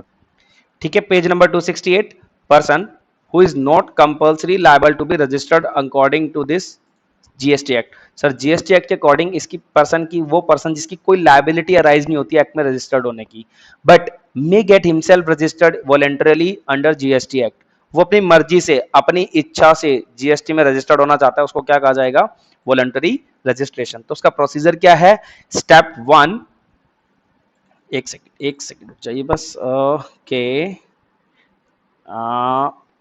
Yellow not red. ठीक है, तो स्टेप 1 क्या है, एप्लीकेशन फॉर रजिस्ट्रेशन। सबसे पहले आपको रजिस्ट्रेशन के लिए एप्लीकेशन देनी होगी। स्टेप 2 क्या है आपका, verification on the date of application and approval. आपको verification of application and approval के लिए मतलब आपको वेरिफिकेशन करनी पड़ेगी अपनी एप्लीकेशन की और अप्रूवल मिलेगा आपको। And step 3, issue registration of certificate, आपको रजिस्ट्रेशन सर्टिफिकेट इशू हो जाएगा। That is your procedure for registration. ये वॉलंटरी में भी यही होता है और कंपल्सरी, मतलब जब भी आप रजिस्ट्रेशन लेते हो उसमें यही होता है, सबसे पहले आप अप्लाई करते हो रजिस्ट्रेशन के लिए, फिर आपका वेरिफिकेशन होता है, उसके बाद आपको सर्टिफिकेट इशू कर दिया जाता है। ठीक है, चलिए अब यहाँ पे क्या कह रहा है कि इंपॉर्टेंट नोट में इसने कहा है in order to check malpractices in GST the GST network decide to make Aadhaar authentication और physical verification mandatory for new dealers from January 2020। Sir ये आपके लिए बड़ा इंपॉर्टेंट, आपको ये पढ़ना है, मतलब बहुत वो नहीं लेकिन आप लोगों की नॉलेज के लिए, कि in order to check malpractices in GST, जब आप जीएसटी में रजिस्ट्रेशन करेंगे ना तो जीएसटी नेटवर्क डिसाइड करेगा कि आधार ऑथेंटिकेशन से काम चल जाएगा या आपका फिजिकल वेरिफिकेशन करना है, जो कि मैंडेटरी हो गया है नए डीलर्स के लिए जो जनवरी 2020 से रजिस्टर्ड होंगे। यानी कि जनवरी 2020 के बाद कोई भी रजिस्ट्रेशन लेगा तो उसका हो सकता है उसको फिजिकल वेरिफिकेशन की भी जरूरत पड़ जाए। देखिए बहुत ये अच्छी बात है, ये पहले नहीं था, अभी जस्ट अमेंडमेंट इसको आप बोल सकते हैं। ठीक है, तो ये बात, पहले खाली आधार अप्रूवल से काम चल जाता था, अभी आपको आधार अप्रूवल भी हो सकता है, आधार के ऑथेंटिकेशन से भी काम हो सकता है और फिजिकल वेरिफिकेशन भी कराना पड़ सकता है। ठीक है, अब स्टेप 1, एप्लीकेशन फॉर रजिस्ट्रेशन। तो रजिस्ट्रेशन की application, this is the step 1 of registration. सबसे पहले आपको क्या करना पड़ेगा, form and manner of application, application का form, then online verification of PAN, mobile number and email address. आपको अपना ऑनलाइन वेरिफिकेशन कराना पड़ेगा पैन कार्ड का, मोबाइल नंबर का और ईमेल एड्रेस का। जैसे अरे सबको पता ही है, तो बच्चे आजकल पढ़े लिखे हैं, मोबाइल नंबर वेरीफाई कैसे होता है, कराते हैं ना, अमेजोन पे अकाउंट बना रहे हैं या गूगल पे बना रहे हैं तो सब वहाँ पे वही सब होता है। Generation and communication of temporary reference number, एक आपको टेम्पररी रेफरेंस मिल जाएगा जिसको आप रजिस्टर्ड आईडी बोलेंगे। सबसे पहले आपको रजिस्टर्ड करना पड़ता है कहीं भी लॉगिन करने के लिए, तो वही रजिस्टर्ड आपको टेम्पररी आईडी मिल जाएगी। Submission of an application in part B of form GST reg 1, कौन से फॉर्म में देना पड़ेगा सर आपको, part B of the form GST reg 01। Sir ये आपने कर दिया, सबमिशन कर दिया अपने एप्लीकेशन के पार्ट बी को, सॉरी अपने एप्लीकेशन को किस में, part B of form GST reg 1 में, फिर आपको एक्नॉलेजमेंट मिल जाएगा सर आपने क्या किया क्या नहीं किया, मतलब एक तरह से जैसे आपकी रजिस्ट्रेशन सक्सेसफुल हुई नहीं हुई उसका आपको एक्नॉलेजमेंट मिल जाएगा। बस ये स्टेप 1 का काम है, एप्लीकेशन में आपको ये काम करना है। तो अभी मेरे कोचिंग पे भी कुछ बच्चे पूछ रहे थे कि भैया क्या इस चैप्टर में हमें अपनी शॉप का रजिस्ट्रेशन नंबर लेने का क्राइटेरिया पता लगेगा, तो मैंने कहा भाई देखो ऐसा है, बता तो लग जाएगा लेकिन आप उसको अप्लाई कितने अच्छे से करते हो आप पे डिपेंड करता है। तो क्राइटेरिया यही होता है, ठीक है, इसका कुछ भी वो नहीं है कि इसके बाहर कुछ है, बस थोड़ा सा अगर आप लोग इतने सब करते हो भाई, अमेजोन, फ्लिपकार्ट, ये सब, तो ये भी कर सकते हो। इसमें ट्राई करने में कुछ नहीं जाता है और आप कर सकते हो। आप और हम ही करते हैं, कोई दूसरा नहीं करता है। ठीक है, बस थोड़ी सी किसी की गाइडेंस में आगे जरूर करें, ऐसा नहीं कि अपने आप ही लग गए और कर दिया, किसी का कान बेचारे का बिठा दिया तुमने, ऐसा नहीं ना, प्रॉपर नॉलेज लेने के बाद ही करें। तो ये क्या था आपका एप्लीकेशन का स्टेप था। चलिए नेक्स्ट पेज पे आइए, वहां पे हम कुछ और पढ़ते हैं। आ गए पेज नंबर 269। इसमें क्या है, form and manner of application. थोड़ा सा पेज को डाउन मार लेते हैं। ओके ओके, ज्यादा हो गया क्या? सही है यार, इतना चलेगा, ठीक है। Form and manner of application. Application का फॉर्म या मैनर क्या होता है सर? सबसे पहले every person liable to be registered except non resident taxable person. Non NRI को आप रजिस्ट्रेशन नहीं ले सकते, यानी कि उसको अथॉरिटी नहीं है। A person supplying online information on database access और रिट्रीवल सर्विसेज। कोई ऑनलाइन इन्फॉर्मेशन और डेटाबेस एक्सेस की सर्विसेज देता है, उसको वो लायबल नहीं है रजिस्टर्ड के लिए। A person required to deduct tax at source under section 15(1), वो भी लायबल नहीं है। A person required to collect tax at source at under section 51, 52 and 51, 52 TDS और टीसीएस कलेक्ट कर रहा है तो ऑलरेडी रजिस्टर्ड होगा किसी एक्ट में, तो उसको यहाँ पे वो ऑलरेडी रजिस्टर्ड होगा, तो उसको रजिस्टर्ड होने की आवश्यकता नहीं है। तो यहाँ पे क्या कह रहा है, declare before applying for registration. Apply करने से पहले आपको क्या डिक्लेयर करना पड़ेगा? अपना पैन, अपना मोबाइल नंबर, अपना ईमेल एड्रेस, अपना स्टेट और यूनियन टेरिटरी, आप स्टेट में हो या यूटी में हो, और किस में देना पड़ेगा वो? In part of a form GST reg 1, REG 1। ठीक है जी, चलें आगे, लेट्स। चलिए सेकंड स्टेप पे आए। सेकंड स्टेप में क्या था? Online verification of PAN, mobile number, email address. आपका वही ओटीपी यार, देखो ये चीजें बताने की नहीं है, आप लोगों को देखते समझ आना चाहिए कि यहाँ पे validate from database of CBDT. CBDT आपका पैन वेरीफाई करेगा, मोबाइल नंबर ओटीपी के थ्रू वेरीफाई हो जाएगा, और ईमेल एड्रेस पे ओटीपी आएगा, उसके थ्रू वेरीफाई। ये चीजें देखो बच्चों वाली चीजें आप लोगों को आती हैं, ये तो आप ही मुझे सिखा दोगे, बल्कि इतने अच्छे से आप लोगों को आती होंगी नहीं। चलिए आगे चलते हैं, ये आप लोगों को सब पता है कि कैसे वेरीफाई करना है। Page number 270, generation and communication of temporary reference number. फिर आपका टेम्परेरी रेफरेंस नंबर जनरेट हो जाएगा, जो आपको परमानेंट नहीं होगा, ये टेम्परेरी होगा, ये आपको एक बार मिलेगा, बाद में फिर इसमें आपको एक परमानेंट नंबर मिल जाएगा। ठीक है, communication of temporary reference number आपका जनरेट हो जाएगा। तो ये कैसे सक्सेसफुली वेरिफिकेशन, जब आप सक्सेसफुली वेरीफाई हो जाओगे of the pan, mobile number and email address, तो आपको रिजल्ट इन जनरेशन ऑफ क्या मिलेगा? Temporary reference number. कब मिलेगा? जब आपकी रजिस्ट्रेशन वेरिफिकेशन कंप्लीट होगी, उसके बाद आपको एक टेम्परेरी वेरिफिकेशन रेफरेंस नंबर मिलेगा। फिर communication of temporary reference number two the applicant on the his mobile number and email address.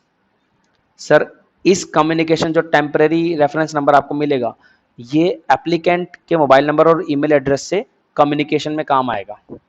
Means जब तक आपको जीएसटी नंबर नहीं मिल जाता, उससे पहले की सारी फॉर्मेलिटीज इसी नंबर के थ्रू कंप्लीट होंगी, जिसको communication and temporary reference number कहा जाता है, CTRM शॉर्ट फॉर्म। वैसे कोई है नहीं, ऐसी अपनी मर्जी से बना रहे हैं, ऐसा नहीं है कि भैया ने बता दी थी, ऐसा कुछ नहीं भाई। ठीक है, चलिए फोर्थ पॉइंट पे चलते हैं। Submission of an application in part B of form GST reg 01। Sir फिर क्या करेंगे आप? अपनी इस एप्लीकेशन को, जो आपका नंबर आया है, इस नंबर को सबमिट कर देंगे part B of form GST reg 1 में। ठीक है, चलिए इसकी टेबल पे आइए फटाफट। ठीक है, submission of an application using, अब एप्लीकेशन को सबमिट कैसे करोगे? यूजिंग रेफरेंस नंबर जनरेटेड, जो आपने अपना रेफरेंस नंबर जनरेट किया, जिसको temporary reference number. Form and mode, कौन सा मोड होगा? Electronically in part B of form GST reg 01, duly sign करके, अपनी ऑथराइजेशन देके फिर सबमिट कर, अलॉन्ग विद किसके साथ? The document specified in the form. Sir form में आपके डॉक्यूमेंट्स स्पेसिफाइड होंगे उनके साथ में। जैसे आप कॉलेज का फॉर्म भरते हो, पहले आपने एप्लीकेशन डाला, रजिस्टर किया, लॉगिन आईडी बनाई, फिर उसमें आपको रजिस्ट्रेशन करना है। नेक्स्ट फर्स्ट ईयर के आपने एग्जाम दिया, आपको नेक्स्ट ईयर के लिए रजिस्ट्रेशन करना है, तो वहां पे आप क्या करते हो? एक फॉर्म फिल करते हो। फॉर्म फिल करने के बाद उसमें अपनी प्रीवियस ईयर की मार्कशीट अपलोड करते हो, और मार्कशीट अपलोड करने के बाद उसको ड्यूली साइंड या अटेस्टेड सेंड कर देते हो, तो फिर आपका उसके अंदर रजिस्ट्रेशन हो जाता है। आपको नेक्स्ट ईयर का रजिस्ट्रेशन नंबर मिल जाता है, या इसे कह सकते हैं नेक्स्ट ईयर में आपको एडमिशन मिल जाता है। ठीक है, सेम प्रोसेस होता है सर ये। ठीक है, point number 5, sorry I am sorry, point number 5, acknowledgement. Sir जब आपने इतना सारा प्रोसेस कर दिया, आपने डॉक्यूमेंट स्पेसिफाई कर दिए, फॉर्म में भेज दिया, सब कुछ कर दिया, उसके बाद आपको एक एक्नॉलेजमेंट स्लिप मिल जाती है जिसमें आपको ये लिखा होगा कि सर आपने सक्सेस, आपका जो फॉर्म है सक्सेसफुली सेंड कर दिया गया है, आपको जीएसटी नंबर कितने दिन में मिलेगा, वो यहाँ पे डेट्स वगैरह सब आपकी स्पेसिफाई हो जाती हैं, और बस इससे कुछ नहीं। अब नेक्स्ट पेज पे आ जाइए। अच्छा यहाँ पे भी थोड़ी सी बात रह गई थी, मैंने देखा नहीं, सॉरी। ओके, तो acknowledgement, acknowledgement on the receipt of an application, जब एप्लीकेशन की रिसिप्ट मिलेगी तब एक्नॉलेजमेंट हो जाएगा।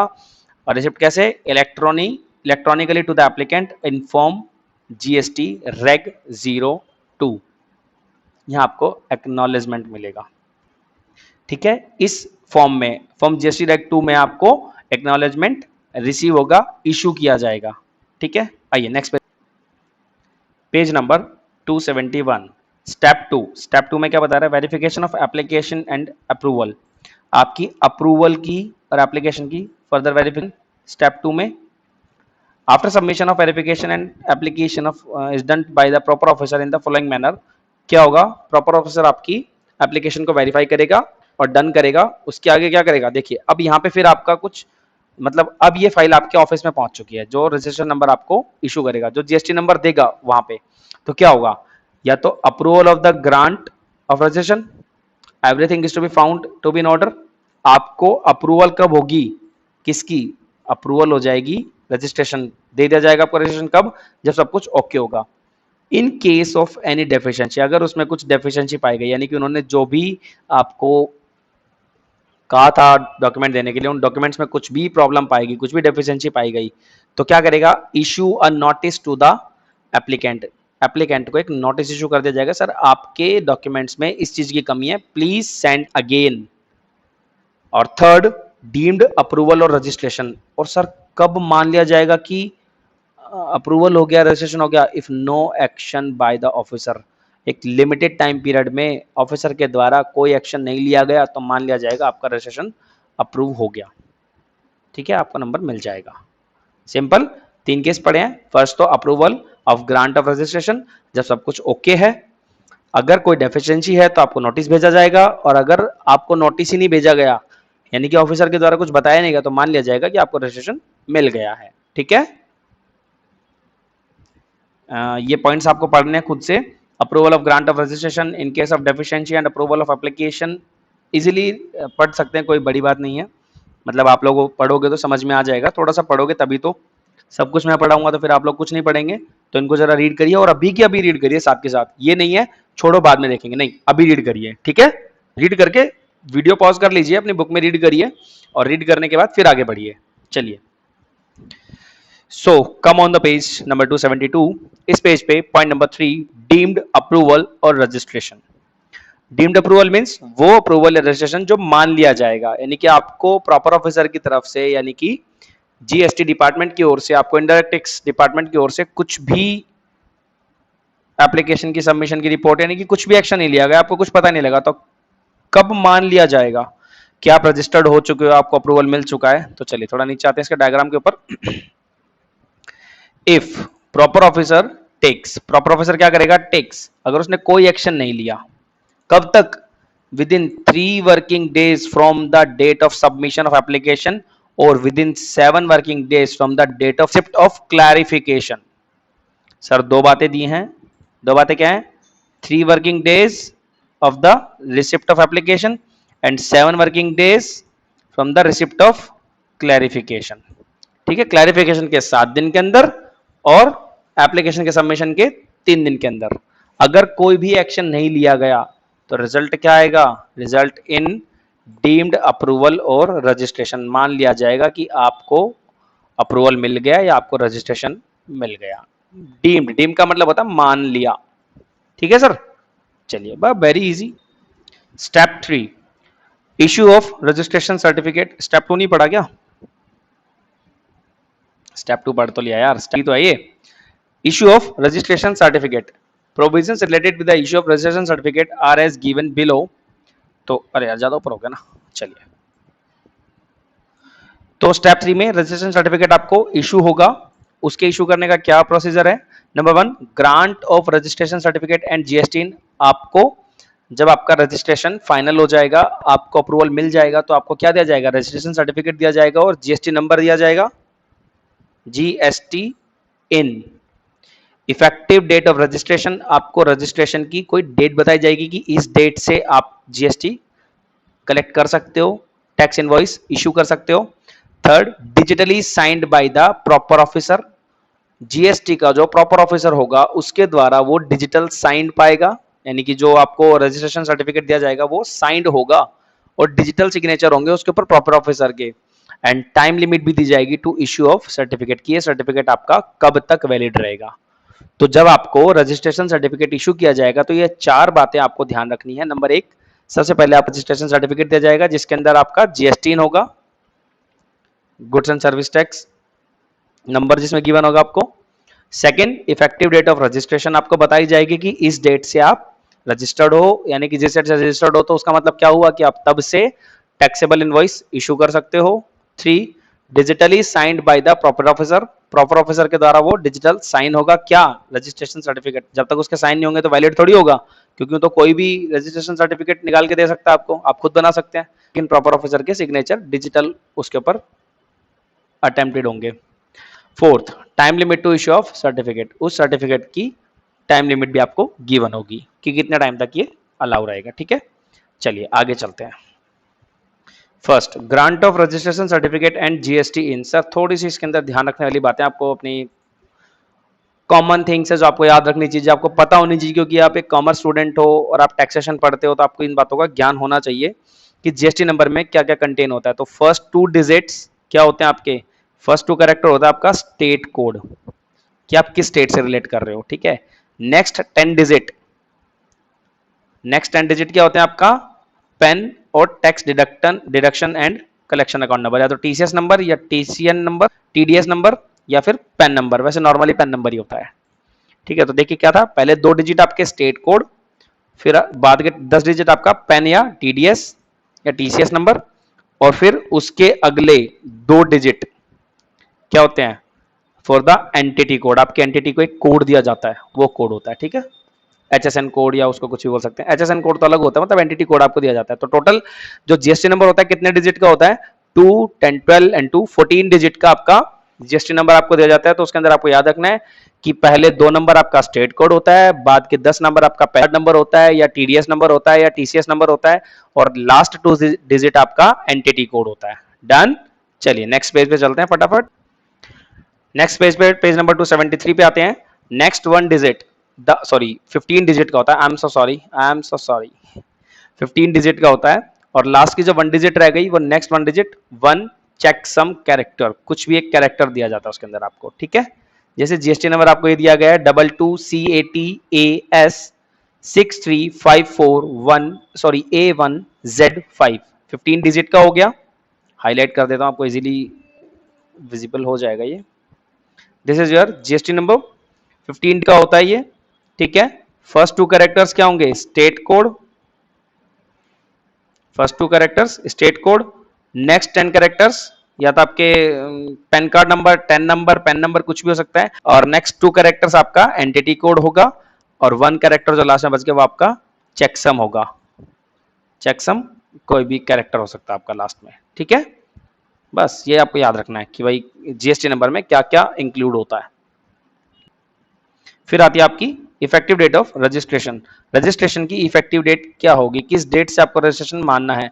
तो effective date of registration can be different it following situations. The situation 1, timely, in case of application for registration has been submitted within the 30 days। क्या कह रहा है? in case of application for registration has been submitted within 30 days, अगर आपने के अंदर अंदर अपनी जो रजिस्ट्रेशन की एप्लीकेशन है वो सबमिट कर दी, तो date on which the person has become liable to be registered. तो किस डेट को इफेक्टिव डेट ऑफ रजिस्ट्रेशन माना जाएगा? जिस डेट को आप which the person becomes liable to registration, जिस दिन वो रजिस्ट्रेशन के लिए लायबल हुआ। किस केस में? जब उसने, देखिए 30 डेज, बड़ा ध्यान रखने वाली बात है, विद इन 30 डेज, जब 30 दिन के अंदर अंदर आपने एप्लीकेशन ऑफ रजिस्ट्रेशन सबमिट कर दी, और अगर आपने 30 दिन के अंदर नहीं की या 30 दिन के बाद, अगर आपने application of sorry application of registration after 30 days submit किया तो date of grant of registration, तो जिस दिन आपको रजिस्ट्रेशन मिला उस दिन आपका क्या माना जाएगा, इफेक्टिव डेट ऑफ रजिस्ट्रेशन, यानी कि इस दिन से आप बिल काट सकते हैं। दोबारा समझिए, इफेक्टिव डेट ऑफ रजिस्ट्रेशन के लिए दो केस बने, एक तो वो जब आपका एप्लीकेशन फॉर रजिस्ट्रेशन 30 दिन के अंदर अंदर सबमिट कर दिया आपने, या फिर आपने एप्लीकेशन 30 दिन के अंदर अंदर सबमिट नहीं किया। 30 दिन के अंदर सबमिट कर दिया यानी कि आप आज आपकी टर्नओवर आज 20 लाख के क्रॉस कर गई, मान लो नॉर्मल स्टेट में और गुड्स और सर्विसेज दोनों की सप्लाई कर रहे हैं, आज हमारी सर्विस जो टर्नओवर थी वो 20 लाख क्रॉस कर गई, तो जब आज क्रॉस कर गई तो आज से 30 दिन के अंदर अंदर मैंने एप्लीकेशन डाल दिया जीएसटी रजिस्ट्रेशन के लिए, इनडायरेक्ट टैक्स डिपार्टमेंट में मैंने जीएसटी रजिस्ट्रेशन के लिए एप्लीकेशन डाल दिया, तो विद इन 30 डेज डाल दिया, तो सर मैं आज से लायबल हुआ हूं ना, मैं रजिस्ट्रेशन के लिए लायबल आज से हुआ हूं, तो आज ही मेरी इफेक्टिव डेट ऑफ रजिस्ट्रेशन मानी जाएगी। लेकिन अगर मैंने 30 दिन के बाद रजिस्ट्रेशन डाला है, 30 दिन के बाद एप्लीकेशन ऑफ रजिस्ट्रेशन डाली है, तो सर 30 दिन के बाद जब मुझे रजिस्ट्रेशन मिलेगा तो वो date of grant of registration, वही डेट मेरी क्या मानी जाएगी, रजिस्ट्रेशन की डेट मानी जाएगी, इफेक्टिव डेट ऑफ रजिस्ट्रेशन। ठीक है, समझने की बात है और कुछ भी नहीं, बस थोड़ा समझेंगे समझ में आ जाएगा। ये दोनों बात पढ़ लीजिएगा। एंड पॉइंट नंबर 3 में क्या कह रहा है, digitally signed by the proper officer, क्या साइंड होगा, जो आपका सर्टिफिकेट आएगा वो every certificate of registration made available on the common portal digitally signed by the proper officer के द्वारा वो digitally signed होगा, यानी कि ऐसा नहीं होगा आपको यूं ही मिल जाएगा, उसके ऊपर प्रॉपर सिग्नेचर मिलेंगे आपको, किसके, प्रॉपर ऑफिसर के। ठीक है जी, चलिए नेक्स्ट पेज पे चलते हैं फटाफट, पेज नंबर 274। फोर्थ पॉइंट क्या कह रहा है, time limit to issue of certificate, certificate issue के लिए टाइम लिमिट्स होती है, यानी कि अगर आपने उतना टाइम लिमिट तक सर्टिफिकेट इशू नहीं किया तो उसके बाद आप क्या मान लेंगे कि आपको अप्रूवल मिल चुका है।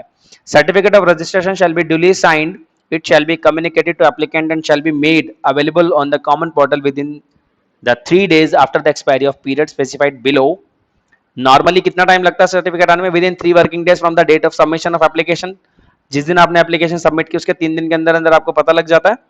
इन केस ऑफ डेफिशिएंसी, अगर डेफिशिएंसी होती है तो 7 डेज के अंदर अंदर आपको एक क्लैरिफिकेशन फर्निश करना पड़ता है एप्लीकेंट को, मतलब आपको ही करना पड़ता है। ठीक है, तो उसमें आपकी सर्टिफिकेट की टाइम लिमिट है आपकी, मतलब इसके बाद आप नहीं अप्लाई कर सकते। Normally 3 working days of the submission of the application, application submit करने के 3 दिन के अंदर अगर कोई डेफिशिएंसी लग जाती है तो within 7 working days from the date of receipt of the clarification furnished by the applicant, applicant ने जिस दिन क्लैरिफिकेशन फर्निश कर दी उसके 7 दिन के अंदर अंदर डेफिशिएंसी के केस में, तो दोनों आपकी टाइम लिमिट्स हैं। चलिए नीचे चलते हैं, provisions with the procedures for registration. Sir थोड़ी अच्छी बात यहाँ पे आई है, अब बहुत देर से बोर हो रहे थे हम लोग। Provision related with procedure for registration, registration के प्रोसीजर के लिए क्या क्या प्रोविजंस हैं। तो सर पहला, time limit to apply for registration, registration के लिए अप्लाई करने के लिए क्या टाइम लिमिट है। Second, place to apply for registration, apply करने का प्लेस क्या होना चाहिए। Number 3, registration for business verticals, business verticals के लिए रजिस्ट्रेशन के लिए क्या प्रोविजन है। Number 4, treatment of a person is distinct person for multiple registration, किसी के पास मल्टीपल रजिस्ट्रेशन है तो उसका क्या ट्रीटमेंट करेंगे। Number 5, obtaining registration is a state और union territory of another establishment, हमें किसी और एस्टेब्लिशमेंट के लिए स्टेट या यूटी में रजिस्ट्रेशन चाहिए। Requirement of a permanent account number, PAN requirement के लिए क्या प्रोविजंस हैं। In case of NRI taxable, non resident taxable person के लिए क्या है। Suo motu registration for registration by proper officer, suo motu ये अच्छा पॉइंट है, इसको याद करिए क्योंकि शो मोटो का नाम सुन के डर जाते हैं, कुछ भी नहीं है। Granting of unique identity number and 10th deemed registration, कब मान लिया जाएगा रजिस्ट्रेशन हो गया बिना होते हुए भी, यानी कि हमें कोई यहाँ पे अभी तक हमें कुछ मिला नहीं है कि भाई आपका रजिस्ट्रेशन फाइनल हो गया, लेकिन फिर भी मान लेंगे हमारा रजिस्ट्रेशन हो चुका है, कब वो बताएंगे, केस होता है। Registration to the person required to deducted TC to collect TDS and registration of non resident taxable person, इन सब के अलग अलग प्रोविजंस हैं। चलिए एक एक करके सबके प्रोविजंस पढ़ते हैं। Provision number 1, time limit to apply for registration, registration के लिए अगर आपने अप्लाई किया उसका टाइम लिमिट, तो टाइम लिमिट आपने ऊपर पढ़ा था, जनरली 3 days था। अच्छा सॉरी दूसरा टाइम लिमिट है sir, time limit to apply for registration and GST can be divided into 2 ways, जब आपको जीएसटी में रजिस्ट्रेशन कराना है उसके लिए टाइम लिमिट क्या है, तो time limit for apply for registration generally or normally within 30 days from the date on which becomes liable for registration. जिस दिन आप रजिस्ट्रेशन के लिए आपको पता लगा कि आपके टर्नओवर क्रॉस कर गई है बेसिक लिमिट, उस दिन आप उसके 30 दिन के अंदर अंदर आप रजिस्ट्रेशन करा लें. और in case of casual taxable person और non resident taxable person at least 5 days prior to the commencement of business. Sir अगर एनआरआई आ रहा है वो बिजनेस करने के लिए तो उसको 5 दिन पहले कम से कम बताना पड़ेगा, मतलब उससे 5 दिन पहले उसको रजिस्ट्रेशन कराना पड़ेगा, अप्लाई करना पड़ेगा रजिस्ट्रेशन के लिए जिस दिन बिजनेस स्टार्ट करना है उसके 5 दिन पहले. या कैजुअल टैक्सेबल पर्सन है तो कैजुअल मींस जो कभी कभी रजिस्ट्रेशन, जिसको रजिस्ट्रेशन हमेशा के लिए नहीं चाहिए, लाइक ट्रेड फेयर में लगाना है उसको, उसके लिए 10 दिन पहले कम से कम उसको अप्लाई करना पड़ेगा. रजिस्ट्रेशन कब आता है वो बात की बात है, लेकिन प्रायर 5 days का उसके पास में एप्लीकेशन होना चाहिए. ठीक है, चलिए पॉइंट नंबर 2 पे आइए. ठीक है, ये दोनों पॉइंट्स आप खुद पढ़ लीजिएगा. पॉइंट नंबर 2 पे आइए. Place to apply for registration. क्या प्लेस होना चाहिए रजिस्ट्रेशन के लिए अप्लाई करने के लिए आपके पास में? तो प्लेस ऑफ रजिस्ट्रेशन जनरली और नॉर्मली क्या प्लेस होगा? रजिस्टर इन स्टेट और यूनियन टेरिटरी, या तो स्टेट में या यूनियन टेरिटरी में रजिस्टर्ड होंगे, इन विच ही इज लाइबल, जिसमें वो लाइबल होगा. जिस स्टेट में आप अपना बिजनेस कर रहे हो वही तो स्टेट आपका रजिस्टर्ड होगा. ये थोड़ी है आप बिजनेस तो कर रहे हो पंजाब में, रजिस्ट्रेशन ले लो महाराष्ट्र का, ऐसा तो नहीं होगा, नहीं. ठीक है. And supply from the territorial waters of India. अगर आप टेरिटोरियल वाटर्स में सप्लाई करते हो यानी कि इंडिया की टेरिटरी में करते हो, तो register in the coastal state और यूनियन टेरिटरी. तो आपको क्या करना पड़ेगा? कोस्टल स्टेट में तो आप रजिस्टर कराइए, या फिर यूनियन टेरिटरी में नियरेस्ट टू बेस लाइन, जो भी बेस लाइन के नियरेस्ट हो. तो यूनियन टेरिटरी जम्मू कश्मीर, चंडीगढ़, ऐसे समथिंग कुछ आपकी यूनियन टेरिटरीज हैं तो उनके लिए आपको अलग से रजिस्ट्रेशन लेना है. ठीक है, तो आपकी जो भी बेस लाइन के पास होगी वो रजिस्ट्रेशन आपकी प्लेस ऑफ रजिस्ट्रेशन मानी जाएगी. और जनरली में क्या होता है? स्टेट रजिस्टर द स्टेट और यूनियन टेरिटरी जो आपके जिसमें आप लाइबल हैं, जहां आप बिजनेस कर रहे हैं. ठीक है, प्लेस ऑफ बिजनेस को ही आपका रजिस्ट्रेशन माना जाता है. नॉर्मली जिस प्लेस पे आप बिजनेस कर रहे हैं वही तो रजिस्ट्रेशन होगा ना. और सेकेंडली अगर आप टेरिटोरियल वाटर सप्लाई करते हैं तो रजिस्टर इन कोस्टल स्टेट और यूनियन टेरिटरी. तो यूनियन टेरिटरी जो वहाँ की यूटी लगती है वहां पे आप रजिस्ट्रेशन लेंगे, लाइक जम्मू कश्मीर, चंडीगढ़ एंड और भी हैं, तो उन सबकी अलग अलग. ठीक है, नियरेस्ट टू बेस लाइन, जो बेस लाइन के नियरेस्ट पड़ती है. चलिए आगे चलते हैं. चलिए पॉइंट नंबर 3 यहाँ से स्टार्ट हुआ, वो लास्ट पेज पे थोड़ा सा था, मैंने वो रीड नहीं किया तो आप ध्यान कीजिएगा थोड़ा सा. पेज नंबर 276 पे point number 3, registration for business verticals. अगर आप बिजनेस वर्टिकल्स के लिए रजिस्ट्रेशन लेते हैं तो एक तो होता है सिंगल रजिस्ट्रेशन कि आपको एक ही रजिस्ट्रेशन चाहिए, एक होता है मल्टीपल रजिस्ट्रेशन कि आपको मल्टीपल रजिस्ट्रेशन चाहिए. सिंगल के लिए नॉर्मली क्या होता है? A single registration in a state और यूटी इज प्रोवाइड. तो आपको नॉर्मली सिंगल रजिस्ट्रेशन मिल जाएगा, लेकिन मल्टीपल्स के लिए multiple business verticals in a state और UT and business operating in multiple states और यूटी. देखिए दो बातों में इसने एक बात में इसने दो बात कही है कि मल्टीपल रजिस्ट्रेशन आपको कब कब मिलेगा? या तो आपके पास मल्टीपल बिजनेस है सिंगल स्टेट में, या आपके मल्टीपल स्टेट में बिजनेस ऑपरेट हो रहे हैं, या तो एक ही स्टेट और यूटी में आपके मल्टीपल चीजें, लाइक मेरा जूते का बिजनेस भी है, मेरा सर्विसेज का भी बिजनेस है, मैं कोई सर्विस भी प्रोवाइड करता हूँ, मेरा सैलून भी है, और भी समथिंग हम अर्बन क्लैब से भी हैं. तो ये सब करके ये तो क्या एक ही स्टेट में. और अगर मैं डिफरेंट डिफरेंट स्टेट्स में, मेरा दिल्ली में भी बिजनेस है, वही बिजनेस रेवाड़ी में भी है, और चंडीगढ़ में भी है, पंजाब में भी है, आगरा में भी है, तो सर उनके लिए मुझे मल्टीपल रजिस्ट्रेशन लेने पड़ेंगे सेम पेन के ऊपर. ठीक है, हाँ. चलें आगे. सिंपल सिंपल, कुछ भी नहीं है, आप ज्यादा परेशान होने वाली कोई बात नहीं है कि ऐसा बहुत बड़ा भूत पढ़ा दिया है, कुछ भी बड़ा नहीं है, बिल्कुल सिंपल है, इजीली पढ़ेंगे हो जाएगा. अब यहाँ पे आता है treatment of a person as distinct person for multiple registration. कि ट्रीट करना किसी पर्सन का distinct person for multiple registration, उसके पास मल्टीपल रजिस्ट्रेशन है तो क्या करेंगे? हु हैज ऑब्टेन्ड और is required to obtain more than one registration. जिसको या तो जिसने कर रखे हैं या फिर जिसको जरूरत है एक या एक से ज्यादा रजिस्ट्रेशन की भी, इन वन स्टेट और यूनियन टेरिटरी और मोर देन वन स्टेट और यूनियन टेरिटरी. या तो सिंगल स्टेट में कब? जब उसके बहुत सारे बिजनेस होंगे, यानी कि मोर देन वन बिजनेस अगर उसके एक ही स्टेट या एक ही यूनियन टेरिटरी में हैं तो उसको ज्यादा रजिस्ट्रेशन चाहिए एक से ज्यादा. या फिर मोर देन वन स्टेट और यूनियन टेरिटरी में एक ही पैन कार्ड से कई बिजनेस रजिस्टर्ड है तो उसको वहां पे भी मल्टीपल रजिस्ट्रेशन के लिए अप्लाई करना पड़ेगा. ट्रीटमेंट ऑफ पर्सन, उसको डिस्टिंक्ट पर्सन माना जाएगा हर एक के लिए अलग अलग. ठीक है, चलिए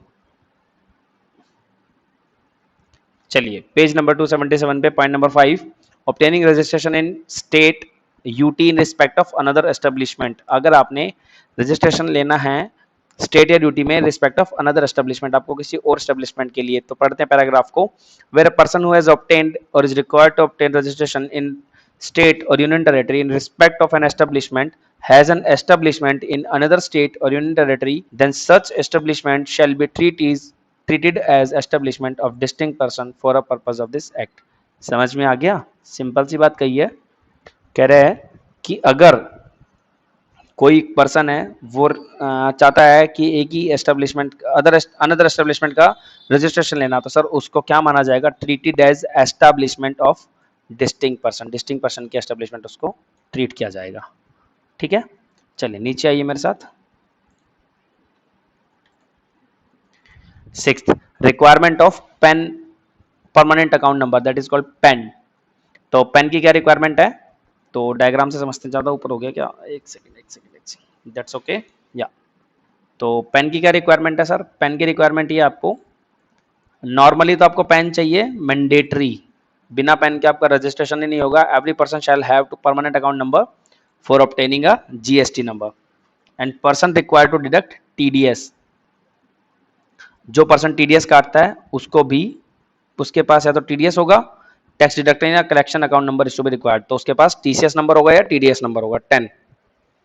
ठीक है, तो टीडीएस या टीसीएस काटने के लिए उसके पास टीडीएस डिडक्शन नंबर या टीसीएस के लिए टैक्स कलेक्शन नंबर उसके पास मिलेगा। और अगर वो नहीं, नॉर्मल केस में आपको परमानेंट अकाउंट नंबर चाहिए जीएसटी के लिए। ठीक है, टीडीएस या टीसीएस होल्डर के लिए उनके टीसीएस नंबर या टीसीएस नंबर चाहिए। चलिए आगे चलते हैं। Point number 7, in case of non resident taxable, अगर नॉन रेजिडेंट टैक्सेबल है तो according to section 25(7)(a) non-resident taxable person shall electronically submit an application along with a valid passport for registration duly signed in form GST Reg 09। Sir ध्यान कीजिए बात कि अगर कोई NRI आपके रजिस्ट्रेशन के लिए अप्लाई कर रहा है तो क्या करना? Non resident taxable person shall electronically submit an application along with a valid passport for registration duly signed in form GST Reg 09 at least 5 days prior to the commencement of the business. जिस दिन उसको business start करना है उसके 5 दिन पहले बताना पड़ेगा। किस पे? कॉमन पोर्टल पे, और वैलिड पासपोर्ट के साथ में रजिस्ट्रेशन के लिए duly signed form GST Reg 09 में उसको बताना पड़ेगा। ठीक है सर, ये बात आपको पता होनी चाहिए क्योंकि बिना इसके हम किसी को, और यही कंडीशंस उसके लिए लगेंगी जो हाँ नॉन रेजिडेंट के लिए थी ना सर। 8, स्यू मोटो रजिस्ट्रेशन और रजिस्ट्रेशन बाय प्रॉपर ऑफिसर, यानी कि प्रॉपर ऑफिसर ने रजिस्ट्रेशन कर दिया।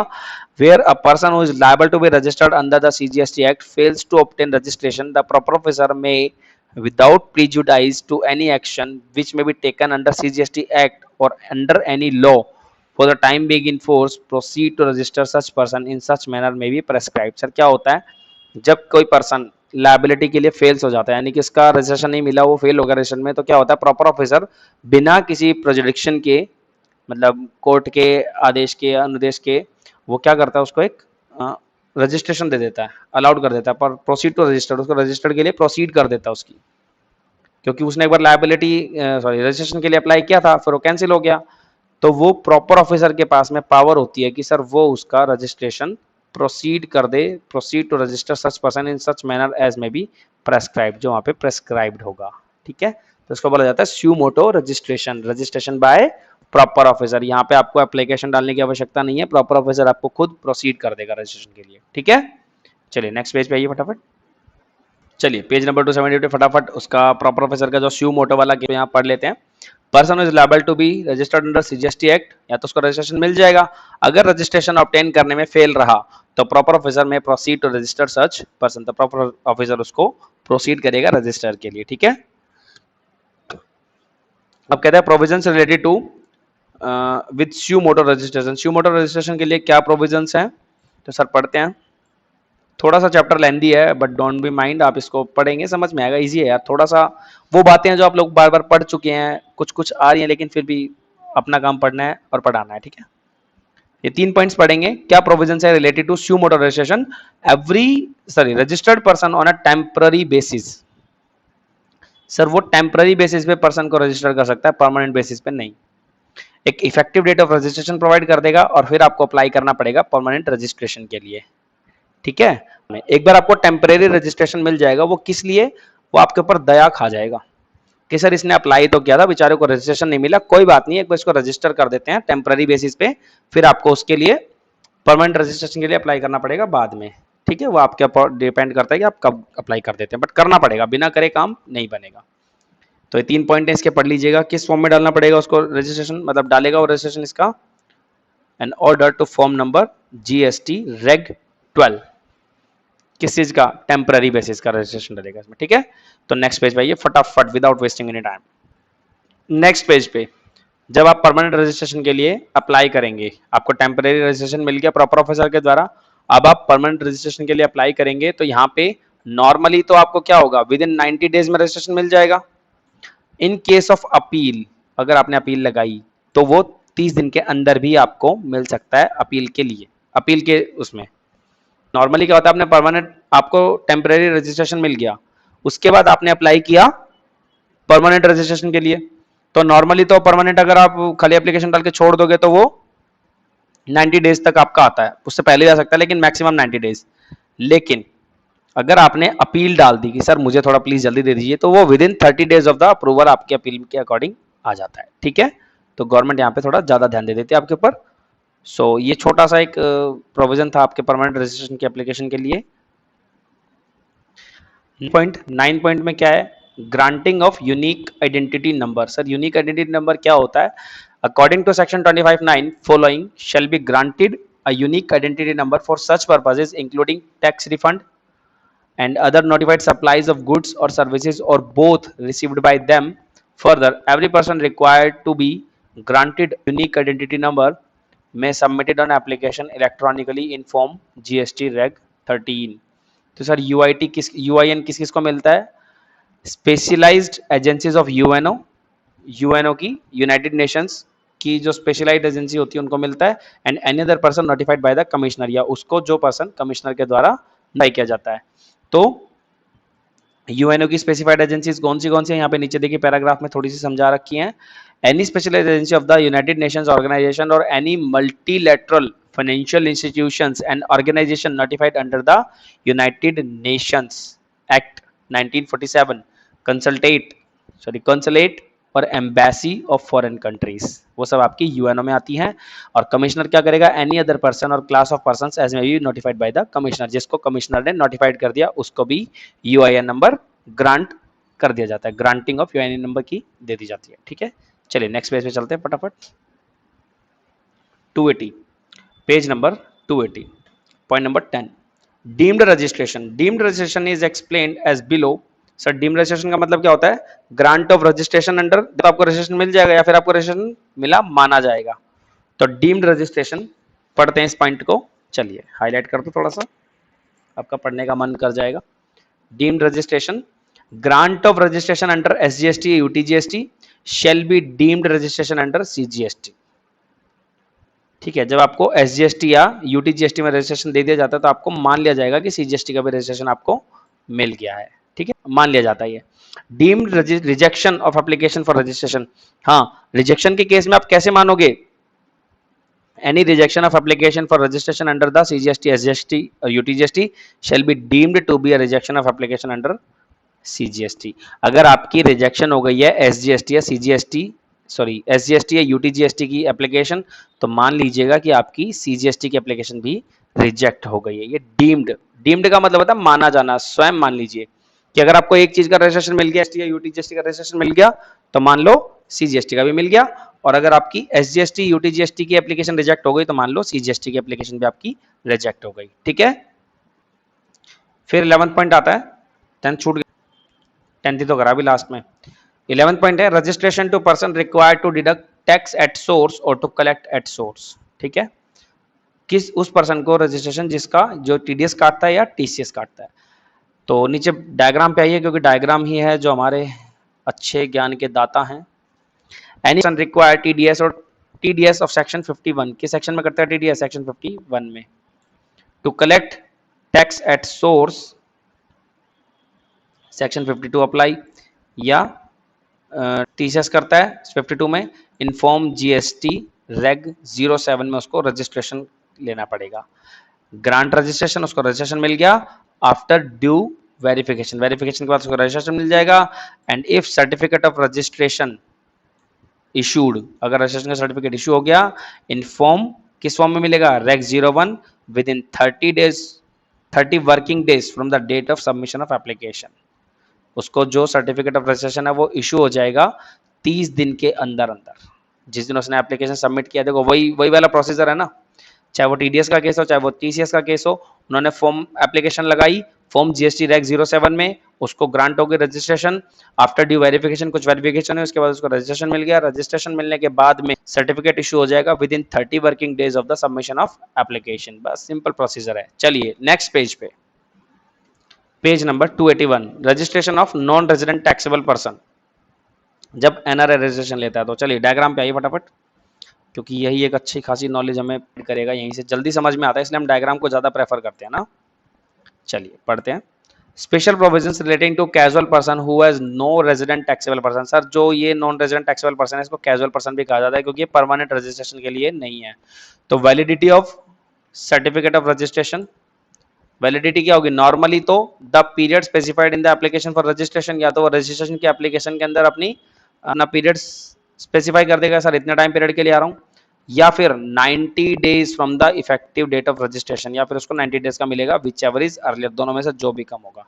गवर्नमेंट की एक लिमिट लगा दी है कि जितना उसने टाइम रजिस्ट्रेशन में मांगा हमसे वो, या फिर 90 days which ever is earlier, दोनों में से जो भी पहले आ जाएगा वो रजिस्ट्रेशन मिल जाएगा। और फिर उसको एक्सटेंशन भी मिल सकता है, मान लो उसका वो बिजनेस का काम पूरा नहीं हुआ, उसका प्रोडक्ट सेल नहीं हुआ, तो उसको एक्सटेंशन मिल जाएगा 90 डेज का फर्दर, अगर वो अप्लाई करेगा एक्सटेंशन के लिए तो। ठीक है। फिर पॉइंट आता है एडवांस डिपॉजिट ऑफ टैक्स, उसको क्या करना पड़ेगा, टैक्स को एडवांस डिपॉजिट करना पड़ेगा रजिस्ट्रेशन के बाद। रजिस्ट्रेशन करा लिया, फिर उसको एडवांस टैक्स की भी डिपॉजिटिंग एडवांस करनी पड़ेगी। फिर crediting the amount to electronic cash ledger, ECL में उसको अमाउंट क्रेडिट करना पड़ेगा। And making supplies only after the issuance of the certificate, जिस दिन उसको सर्टिफिकेट इशू होगा केवल उसके बाद ही सप्लाई कर सकता है, सर्टिफिकेट इशू होने से पहले कोई सप्लाई नहीं कर सकता, अगर करा तो पेनलाइज्ड हो सकता है। सर चलिए चारों पॉइंट दोबारा पढ़ते हैं एक बार। अगर कोई वो है एनआरआई है, नॉन रेजिडेंट टैक्सेबल पर्सन है, जिसको रजिस्ट्रेशन चाहिए, तो क्या रजिस्ट्रेशन तो मिल जाएगा। Validity of certificate of registration क्या रहेगी, जितने दिन के लिए उसने अप्लाई किया है वो, या 90 days which ever is earlier, दोनों में जो भी पहले होगा वो उसकी वैलिडिटी होगी। अगर उसका जो मोटो है वो पूरा नहीं हुआ, कि उसने सेल करने थे प्रोडक्ट वो सेल नहीं हुए, तो उस या कोई भी रीजन वो बिजनेस को अपने लिमिट को एक्सटेंड कराना चाहता है, तो एक्सटेंशन पीरियड 90 डेज का प्रोवाइड कर दिया जाता है। Then advance deposit of tax, tax को एडवांस में डिपॉजिट करना पड़ेगा। और crediting the amount to the electronic cash ledger, electronic cash ledger में अमाउंट क्रेडिट करना पड़ेगा। And making supplies after the issuance of certificate, और वह सप्लाई केवल तभी कर पाएगा जब उसको सर्टिफिकेट इशू हो जाए, इशू होने से पहले सप्लाई नहीं कर सकता। ठीक है, चलिए आगे चलते हैं। चलिए पेज नंबर 282 भाई वो आप खुद पढ़ लीजिएगा, उसका कुछ पॉइंट, एक फोर्थ पॉइंट यहाँ पे भी है तो ये भी रीड कर लेना। कौन सा पॉइंट है, credit to the amount of the ECL. ठीक है, फिर आते हैं अमेंडमेंट ऑफ रजिस्ट्रेशन, कि आपको रजिस्ट्रेशन में कुछ चेंज कराने हैं, कुछ अमेंडमेंट कराने हैं, यानी कि आपने रजिस्ट्रेशन ले लिया, आपको रजिस्ट्रेशन मिल चुका है, लेकिन अब आपको ध्यान आया कि अरे इसमें तो कुछ चेंजेस कराने हैं, तो क्या अमेंडमेंट आप करा सकते हैं या क्या अमेंडमेंट उसमें हो सकते हैं।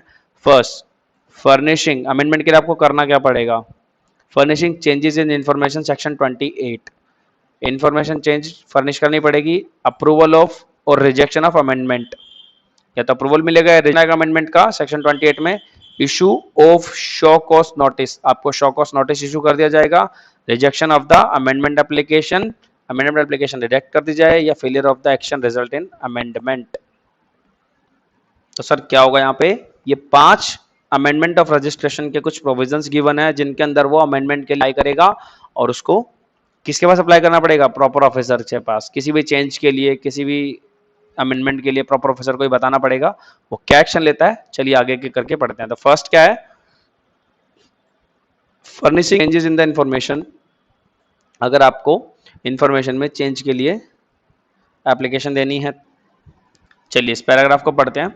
According to section 28(1), every registered person and a person to whom unique identity number has been assigned shall inform the proper officer to any changes in the information furnished at the time of registration or subsequent thereto with in 15 days. कितने दिन के अंदर अंदर बताना पड़ेगा sir? 15 दिन के अंदर अंदर सच चेंज के 15 दिन के अंदर अंदर उसको बताना पड़ेगा प्रॉपर ऑफिसर को।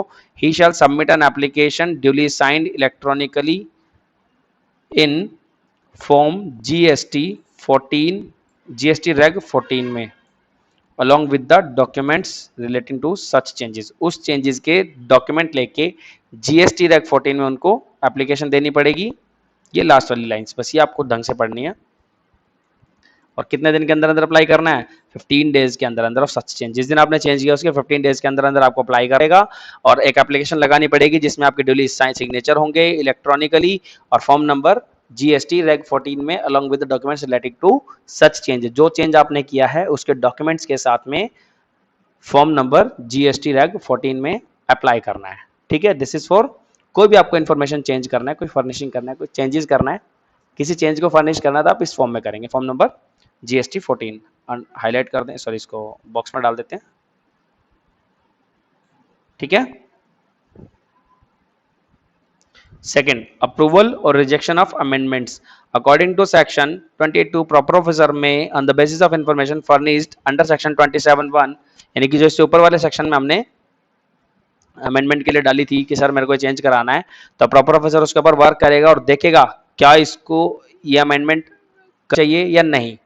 या तो अमेंडमेंट करेगा या तो अप्रूव करेगा या रिजेक्ट कर देगा। अप्रूव और reject the amendment in the registration particulars, जो उसके पास डॉक्यूमेंट होंगे उसके अकॉर्डिंग चेक करेगा कि डॉक्यूमेंट के अकॉर्डिंग इसका रजिस्ट्रेशन जो है वो अमेंड करना चाहिए या नहीं करना चाहिए, तो उसके अकॉर्डिंग वो अपनी ओपिनियन पास करेगा। ठीक है, नेक्स्ट पेज पे आइए, वहां इसको पढ़ते, पेज नंबर 283। तो क्या करेगा, या तो अप्रूवल करेगा या रिजेक्शन ऑफ अमेंडमेंट होगा, दोनों में से कोई एक काम होगा। तो अप्रूवल या rejection, change is not warranting cancellation of registration means change is not warranting cancellation of registration, जो चेंजेस हैं और रजिस्ट्रेशन की कैंसिलेशन में काम नहीं आ रहे तो approve the amendment with in working days.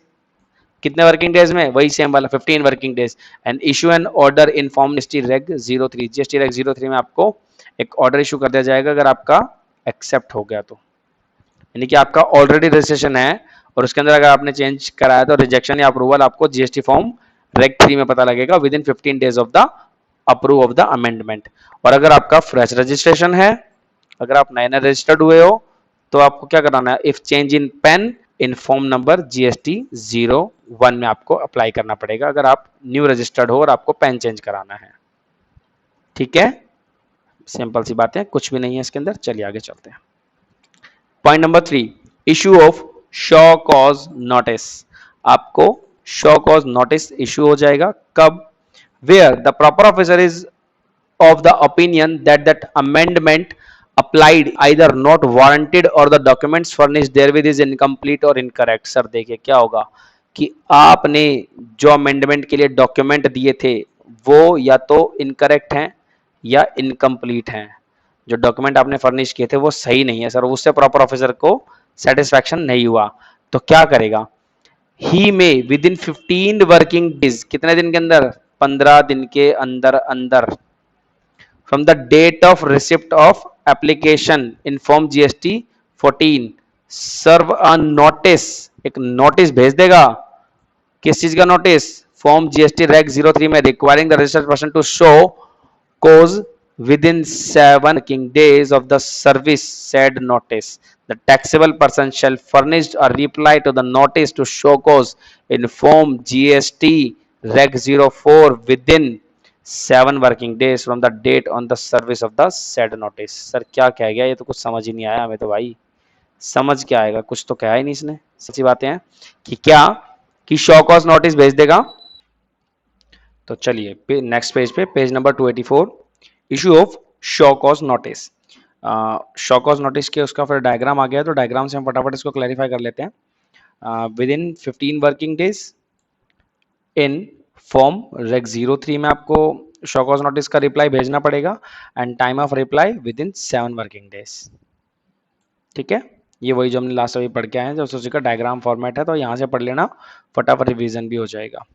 चलिए नेक्स्ट पे आता है fourth point, rejection of the amendment application. अगर आपने अमेंडमेंट के लिए एप्लीकेशन डाला है, उसके रिजेक्शन का क्या प्रोसीजर है? ठीक है, तो चलिए पढ़ते हैं रिजेक्शन का procedure. Where the reply of show cause notice furnished is found to be satisfactory और where no reply is furnished within the prescribed period, the proper officer shall reject the amendment application and pass an order to form GST REG 05। Sir ये order दे देता है इस form के अंदर reject application के। क्यों reject करेगा?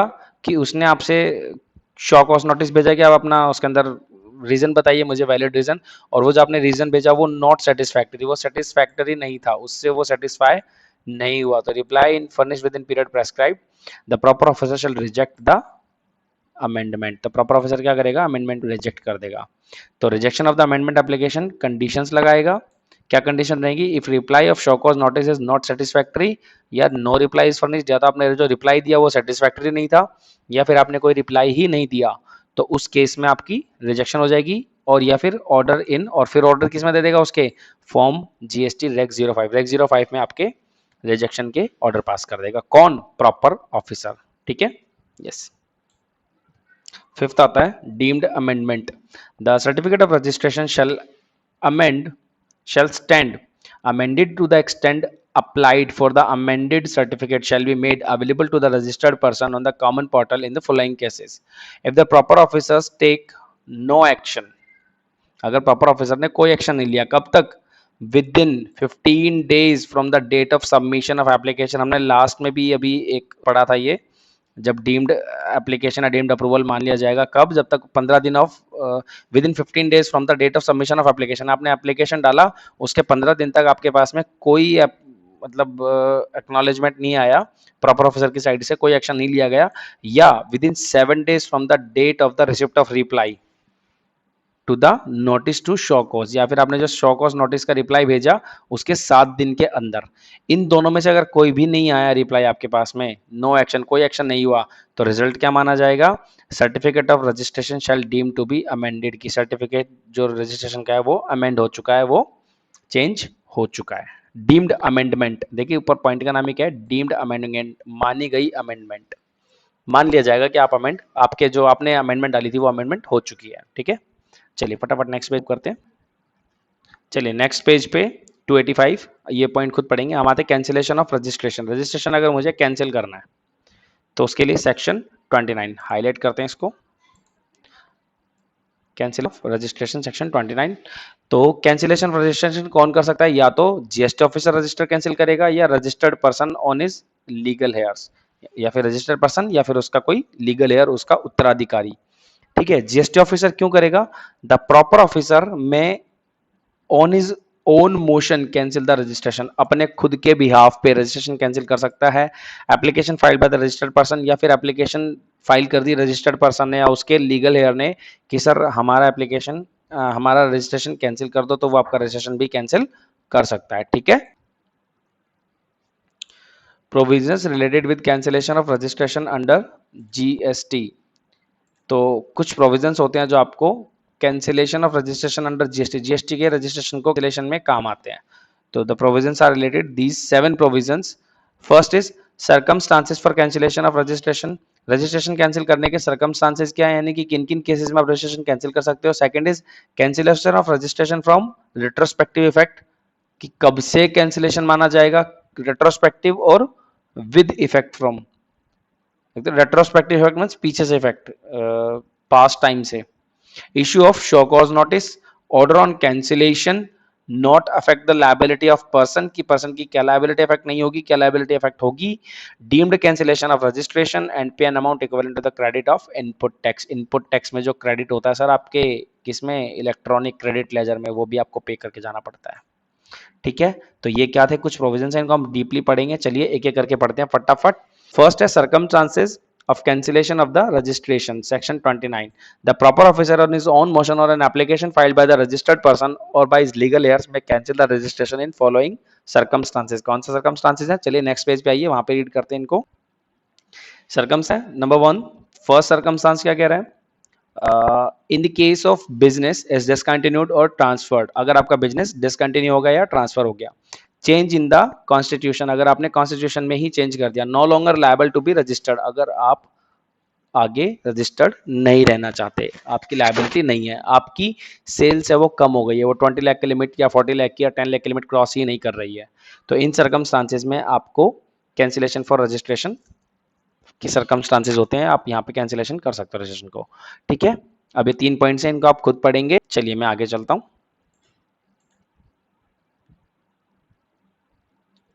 ठीक है, सेकंड पॉइंट आता है cancellation of registration from retrospective effect. Retrospective effect means जो इफेक्ट है वो बैक से दिखाता है, पीछे से इफेक्ट चल रहा है। ये आज कैंसिल किया तो आज से नहीं, कैंसिलेशन का बैक साइड इफेक्ट, जो आपने पहले का भी ट्रांजेक्शन है वो भी इसमें आएंगे। तो चलिए पढ़ते हैं।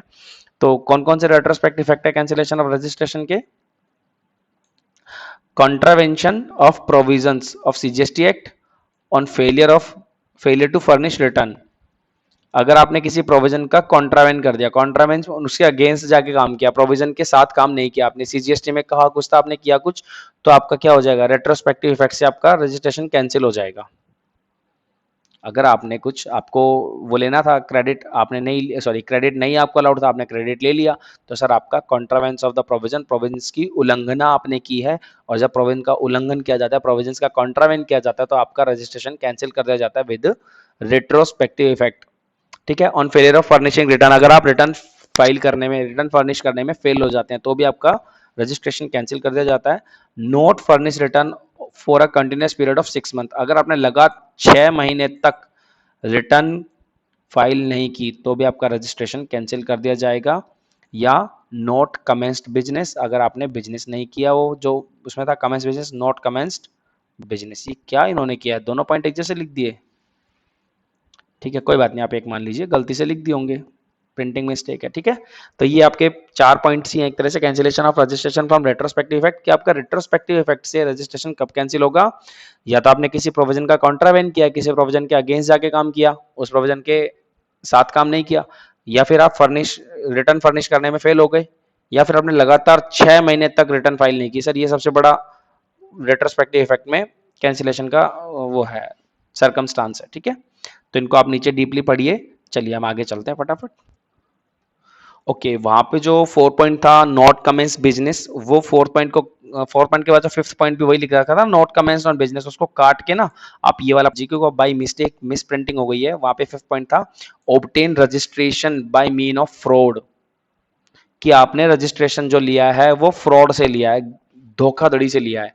सर ऐसे केस में भी आपका जब से रजिस्ट्रेशन हुआ है तब से वो कैंसिल ही हो जाएगा, उसको बोला जाता है रेट्रोस्पेक्टिव इफेक्ट, की बैक इफेक्ट से, प्रीवियस डेट के इफेक्ट से आपका सब कुछ रजिस्ट्रेशन कैंसिल हो जाएगा। ठीक है, तो ये पॉइंट को जरा लिख लीजिए, इसको हम थोड़ा सा, मतलब क्योंकि ये पॉइंट है ना, ये वहां पे उन्होंने बाय मिस्टेक लिख दिया था, इस पॉइंट को आप जरा देख लीजिएगा। ठीक है, चले आगे, चलिए आगे चल।